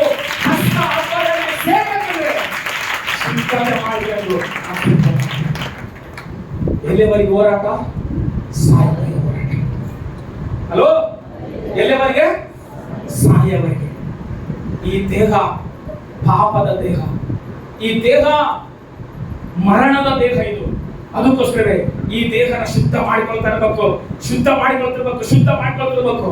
ಪಾಪವನ್ನು ತೊಳಗಾಡ್ತಿರ್ಬೇಕು, ದೇವರಿಗೆ ಸಮೀಪವಾಗ್ತಿರ್ಬೇಕು. ಆ ಪಸ್ಕಾ ಹಬ್ಬದಲ್ಲಿ ಶುದ್ಧತೆ ಇಲ್ಲ ಬಂದು ಸೇರ್ಕೊಂಡ್ರೆ ಇಮಿಡಿಯೇಟ್ಲಿ ಅವ್ನಿಗೆ ಏನಾದ್ರು ಸಮಸ್ಯೆ ಬರ್ಬೋದು ಅಂತೇಳಿ ಇದಕ್ಕೆ ಏನ್ ಮಾಡಿ ಓದೋದು, ಇದಕ್ಕೆ ಏನ್ ಮಾಡೋಣ, ಓದು ಮುಂದಕ್ಕೆ ಹೋಗು. ಅದೇ 38:18 ಅದರ ಹಿಜ್ಕೀಯನು ಯೆಹೋವನೇ ದಯಾಪರನಾದ ದೇವರೇ, ದೇವಾಲಯ ಯಾತ್ರಿಕರಿಗಿರಬೇಕಾದ ಪರಿಶುದ್ಧತ್ವವು ಅನೇಕರಲ್ಲಿ ಇಲ್ಲದಿದ್ದರೂ 30:18 ಓದ್ತದೆ ಯಾವಾಗ? ಓದು, 2ನೇ ಪ್ರೋಗ್ರಾಮ್ 30:18 ಓದು. ಪರಿಶುದ್ಧತ್ವವು ಅನೇಕರಲ್ಲಿ ಇಲ್ಲದಿದ್ದರೂ ಪಿತೃಗಳ ದೇವರಾದ ನಿನ್ನನ್ನು ಹುಡುಕಬೇಕೆಂದು ಮನಸ್ಸು ಮಾಡುವವರಿಗೆಲ್ಲ ಎರಡನೇ ಪೂರ್ವಕ 19 ಓದಿಬಿಡು ಸಾಕು ಇವಾಗ. ಪಿತೃ ದೇವರಾದ ನಿನ್ನನ್ನು ಹುಡುಕಬೇಕೆಂದು ಮನಸ್ಸು ಮಾಡುವವರಿಗೆಲ್ಲ ಕ್ಷಮೆಯನ್ನು ಅನುಗ್ರಹಿಸಿ ಎಂದು. ಏನ್ ಅನುಗ್ರಹಿಸ್ತಾನ ಅವ್ರ ಬಗ್ಗೆ? ಎದಕ್ಕೆ ಕ್ಷಮೆ ಪಡತಕ್ಕಂತಾನ? ಶುದ್ಧತೆ ಇಲ್ಲ ಮನುಷ್ಯ ಮಾಡ್ತಾರ. ಅಂದ್ರೆ ಚರ್ಚ್ಕೋಬೇಕು, ದೇವ್ರ ನಂಬಬೇಕು, ಪರಿಶುದ್ಧವಾಗಿ ಜೀವಿಸ್ಬೇಕು, ನಾವು ಸರಿಗಿರ್ಬೇಕಂತೀವಿ. ಆದ್ರೆ ಪಾಪ ಏನ್ ಮಾಡ್ತದಂದ್ರೆ ನಮಗೆ ಗೊತ್ತಿಲ್ಲಂಗೆ ಬಂದು ಮನಸ್ಸನ್ನ ಸೇರ್ಕತ್ತಂತೆ, ನಮಗೆ ಗೊತ್ತಿಲ್ಲಂಗೆ ಬಂದು ನಮ್ಮ ಮೈಂಡ್ ಸೇರ್ಕತ್ತದ, ನಮಗೆ ಗೊತ್ತಿಲ್ಲಂಗೆ ಬಂದು ಕೆಲಸ ಮನೆನೂ ಸೇರ್ಕೊಳ್ತದೆ. ಆದ್ರೆ ದೇವರನ್ನ ಬಿಡಬಾರದು ಅನ್ನೋದು ಮನಸ್ಸು ಇರ್ತದೆ. ಆ ಮನಸ್ಸಿರುವವರಿಗೆ ಇಲ್ಲಿ ನಿಂತ್ಕೊಂಡು ದೇವರ ಸೇವಕ ಪ್ರಾರ್ಥನೆ ಮಾಡುವಾಗ ಆ ಮನಸ್ಸಿಂದ ದೇವರಿಗೆ ಸಹಾಯ ಮಾಡ್ತಾನಂತೆ. ಹಲ್ಲೆಲೂಯಾ. ಒಂದು ಮುಂದಕ್ಕೆ ಹೋದಪ್ಪ. ಕ್ಷಮೆಯನ್ನು ಅನುಗ್ರಹಿಸಿ ವಿಜ್ಞಾಪನೆ ಮಾಡಿದ್ದರಿಂದ, ಕ್ಷಮೆಯನ್ನು ಅನುಗ್ರಹಿಸು ಎಂದು ವಿಜ್ಞಾಪನೆ ಮಾಡಿದ್ರಿಂದ ಯೆಹೋವನು ಹಿಜ್ಕೀಯ ಪ್ರಾರ್ಥನೆಯನ್ನು ಲಾಲಿಸಿ ಜನರನ್ನು ಸ್ವಸ್ಥಗೊಳಿಸಿದನು. ಆಮೆನ್. ಪಸ್ಕ ಹಬ್ಬದಲ್ಲಿ ಶುದ್ಧತೆ ಇಲ್ಲದಾಗ ಬಂದು ಸೇಕೆಟರನ್ನ ಚಂದ್ರ ನೋಡ್ಬಿಟ್ಟು ಶುದ್ಧತೆಯಿಂದ ಮನಸ್ಸಿಗೆಲ್ಲ ಇವ್ರಿಗೆ ಏನಾದ್ರೂ ಸಮಸ್ಯೆ ಬರ್ಬೋದು, ದೇವರಿಂದ ಉಗ್ರತೆ ಬರ್ಬೋದು, ಇಲ್ಲ ಪ್ರಾಬ್ಲಮ್ ಬರ್ಬೋದು. ದೇವರೇ ನೀನು ನನ್ನ ಪ್ರಾರ್ಥನೆ ಕೇಳ್ತಿ. ಎದಕ್ಕಂದ್ರೆ ದೇವರು ತನ್ನ ಪ್ರಾರ್ಥನೆ ಕೇಳ್ತಾನೆ, ಸ್ವಸ್ಥತೆ ಮಾಡಲ್ಲ, ರೋಗ ವಾಸಿ ಮಾಡಲ್ಲ. ಅದಕ್ಕೋಸ್ಕರ ಜನರಿಗೆ ಕೂಡ ಏನ್ ಮಾಡಿದಂದ್ರೆ ಪ್ರಾರ್ಥನೆ ಮಾಡೋಣ, ಕ್ಷಮೆ ಕೇಳೋಣ. ಇಮಿಡಿಯೇಟ್ಲಿ ಈಜಿಪ್ಟಿನ ಪ್ರಾರ್ಥನೆಗೆ ಜನರಿಗೆ ಏನ್ ಕೊಡೋಣ? ಸ್ವಸ್ಥತೆ ಕೊಡೋಣ. ಅಲ್ಲಿ ಅರ್ಥದರು ನಿನಗೆ ಮನಸ್ಸು ಏನ್ ಬಿಡ್ಬೇಕು? ಈ ವಾರ ಎಲ್ಲ ನಾನು ಹೆಂಗೋ ಜೀವನ ಮಾಡಿ ಬಂದಿದ್ದೀನಿ. ದೇವರ ಆಲಯದ ಬಾಗಿಲು ತೆರೆದಿದೆ, ನಾನು ಹೃದಯದ ಬಾಗಿಲು ತೆರೆದು ದೇವರಿಗೆ ಆರಾಧನೆ ಮಾಡಬೇಕು. ಯಾಕಂದ್ರೆ ಈ ಪಾಪದ ಲೋಕದಲ್ಲಿದ್ದೇನೆ. ಎಲ್ಲಿ ಹೋದ್ರು ಯಾರ ಹತ್ರ ನೀವು ಎಂತ ದೊಡ್ಡ ವ್ಯಕ್ತಿಗಳ ಹತ್ರ ಮಾತಾಡಿ, ನಾನು ಸತ್ಯ ಹೇಳ್ತಾರೆ ಇಲ್ಲಿ ಇಟ್ಕೊಂಡು ನೀವು ಎಂತ ಬಿಲಿಯನ್ ಒಳ್ಳೆ ಒಳ್ಳೆ ವ್ಯಕ್ತಿಗಳ ಹತ್ರ ಮಾತಾಡ್ತೀವಿ. ಬಾಯಿ ತೆರೆದ್ರೆ ಶುದ್ಧ ಮಾತು ಮಾತ್ರ ಪ್ರಪಂಚದಲ್ಲಿ ಯಾರು ಮಾತಾಡೋದು? ಹಲೋ, ಬಾಯಿ ತೆರೆದ್ರೆ ವಿರುದ್ಧವಾಗಿ ಮಾತಾಡ್ತಾರೆ. ನಾವು ಆ ಮಾತುಗಳು ಮಾತಾಡ್ತಾ ಇದ್ರೊಳಗೆ ಏನ್ ಮಾಡ್ತೀವಿ ಹೇಳ್ರಿ? ದಣಿ ಎಲ್ಲೋ ಇರ್ತಾನೆ, ಎಲ್ಲೋ ದಣಿ ಇರ್ತಾನೆ, ಕೆಲಸ ಕೊಟ್ಟಿರ್ತಾರಲ್ಲ ಒಂದು 10 ಜನ ಇಲ್ಲೇ ಆಫೀಸರೇ ದಣಿ ಎಲ್ಲೇ ಇರ್ತಾನ, ಓನರ್ ಎಲ್ಲೇ ಇರ್ತಾನ, ಆ ಬ್ಯಾಂಕ್ ಓನರ್ ಎಲ್ಲೇ ಇರ್ತಾನ. ಆದ್ರೆ 10 ಜನ ಕೆಲಸ ಮಾಡೋರ್ತಾರ, ಬೇಸ್ ಒಳ್ಳೆ ಮ್ಯಾನೇಜರ್ ಇರಲಿ, ಇನ್ನೊಬ್ಬ ಆತ್ಮೀಯ ಮ್ಯಾನೇಜರ್, ಅವನಿಗೆ ಎಷ್ಟು ಕೆಲಸ ಮಾಡಿದ್ರೆ ನಮ್ಮ ಮೇಲೆ ಏನಿಲ್ಲತಾನ ವಿಶ್ವಾಸ ಇಲ್ಲ. ಅಷ್ಟೇ ಬರುತ್ತೆ. ಹಲೋ, ಕೆಟ್ಟ ಮಾತುಗಳು ಎಂತ ಪೊಸಿಷನ್ ಇರ್ತಾರೆ ಹೇಳಿ? ಅವರು ದೊಡ್ಡ ಪೊಸಿಷನ್ ಇರ್ತಾರೆ.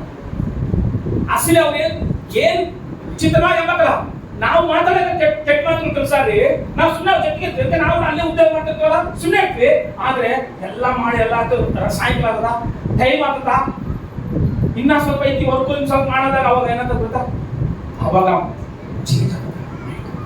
ಹಲೋ, ಅವಾಗ ನೀನು ನಮ್ಮ ತಡಿ ಇನ್ನ ಕೆಲಸ ನನಗೆ ಬಹಳ ಸೋಸದ ಹಂಗೆ ಹೇಳಿದ್ರೆ ನಾವು ಟಿಕೆಟ್ ಕೊಡ್ತೀವಿ. ಹಲೋ, ಹಂಗೆ ಹೇಳಿದ್ರೆ ನಾವು ಹೇಳ್ರಿ ನಿನ್ ಟೈಮ್ ಆಯ್ತು, 6 ಗಂಟೆಗೆ ಹೊರಡೋಗಿಲ್ಲ ಅಷ್ಟೇ, ಇನ್ನೊಂದು 5 ನಿಮಿಷ ಇದೊಂದು ಮಾಡು. ಏನ್ ಸಂತೋಷ ನನಗೆ ಕೆಲಸ ಮಾಡಾಕಿದ್ದು ಅಂತವಾ? ಬಾಯಿ ತೆರೆದು ಗಟ್ಟಿಗೆ ಏನ್ ಮಾಡಂಗಿಲ್ಲ, ಗಟ್ಟಿ ಬೈಕ ಮಗಳಲ್ಲ, ಮನಸ್ಸಿನಾಗೆ ಬೈಕ. ಈಗ ಏನ್ ಮಾಡ್ದಂಗೆ ಹೇಳಿ ನಾವು ವಿರುದ್ಧವಾಗಿ. ಹಲೋ, ಅಂದ್ರೆ ಇದು ನ್ಯಾಯವಾಗಿದೆ. ನಿನ್ ಕೆಲಸ ಮಾಡಿದ್ರೆ ಬಿಟ್ಬಿಡ್ಬೇಕು, ಇನ್ನು ಇಟ್ಕೋಬಾರ್ದು. ಸೈತಾನನು ನಿನ್ನ ಮನಸ್ಸನ್ನು ಆಕರ್ಷಿತ ಮಾಡಲಿಕ್ಕಾಗಿ, ಸೈತಾನನ ಮೈಂಡ್ ಆಕರ್ಷಿತ ಮಾಡಲಿಕ್ಕಾಗಿ ಓನರ್ ಅಂತ ಏನ್ ಮಾಡ್ತಾ ಗೊತ್ತಾ? ನಿನ್ನನ್ನು ರೋಪ್ಸ ಮಾಡಿ. ಹಲ್ಲೆಲೂಯಾ. ಓನರ್ ಅಂತ ಏನ್ ಮಾಡ್ತಾನೆ? ನಿನ್ನ ರೋಪ್ಸ ಮಾಡಿ ನೀನು ಮಾಡೋ ಭಕ್ತಿನ ಮಾಡಿ ಬಿಟ್ಟು ಬಿಡ್ಬೇಕು, ನೀನು ಮಾಡೋ ಪ್ರಾರ್ಥನೆ ಬಿಟ್ಟು ಬಿಡ್ಬೇಕು, ನೀನು ಓದೋ ವಾಕ್ಯ ಬಿಟ್ಟು ಬಿಡ್ಬೇಕು, ನೀನು ಹೋಗೋ ಚರ್ಚೆ ಬಿಟ್ಟು ಬಿಡ್ಬೇಕು. ಏನು ಮಾಡಿಬಿಡಾಗಿ ನನಗೇನು ಅಭಿವೃದ್ಧಿ ಆಗ್ತಾನೆ ಅನ್ನುವ ರೀತಿಯಲ್ಲಿ ನಾವು ಬದಲಾವಣೆ ಆ ರೀತಿಯ ಮಾಡಿಬಿಡ ಪಾಪನ ನಾವೇನ್ ಮಾಡ್ತೀವಿ? ಕೆಲಸ ಅಣಿಸಿ ಬಿಡ್ತೀವಿ. ಅದಕ್ಕೋಸ್ಕರ ದೇವರ ಆಲಯಕ್ಕೆ ಬಂದಾಗ ಆತನು ಅವ್ರ ತಂದೆ ಬಾಗಿಲು ಮುಚ್ಚಿದ್ದ, ಮಗ ಹಿಜ್ಕೀಯ ತೆಗೆದ, ಮನಸ್ಸನ್ನು ಒಳಗಿತ್ತು, ಹೊರಗಡೆ ಆಯ್ತ ಶುದ್ಧ ಮಾಡ್ಕೊಂಡು ಅಂತ ಹೇಳಿದ. ದೇವರ ಆಲಯದಲ್ಲಿ ಪಸ್ಕಹಬ್ಬ ಆಚರಣೆ ಮಾಡಿದ. ಪಸ್ಕಹಬ್ಬ ಆಚರಣೆ ಮಾಡಿದ ಗುರುತು ಗೊತ್ತಾ? ದೇವರ ಹತ್ರ ನಾವು ಹೋಗೋದು, ದೇವರ ಹತ್ರ ತಿರುಗೋದು, ದೇವರ ಕಡೆಗೆ ತಿರುಗೋದು.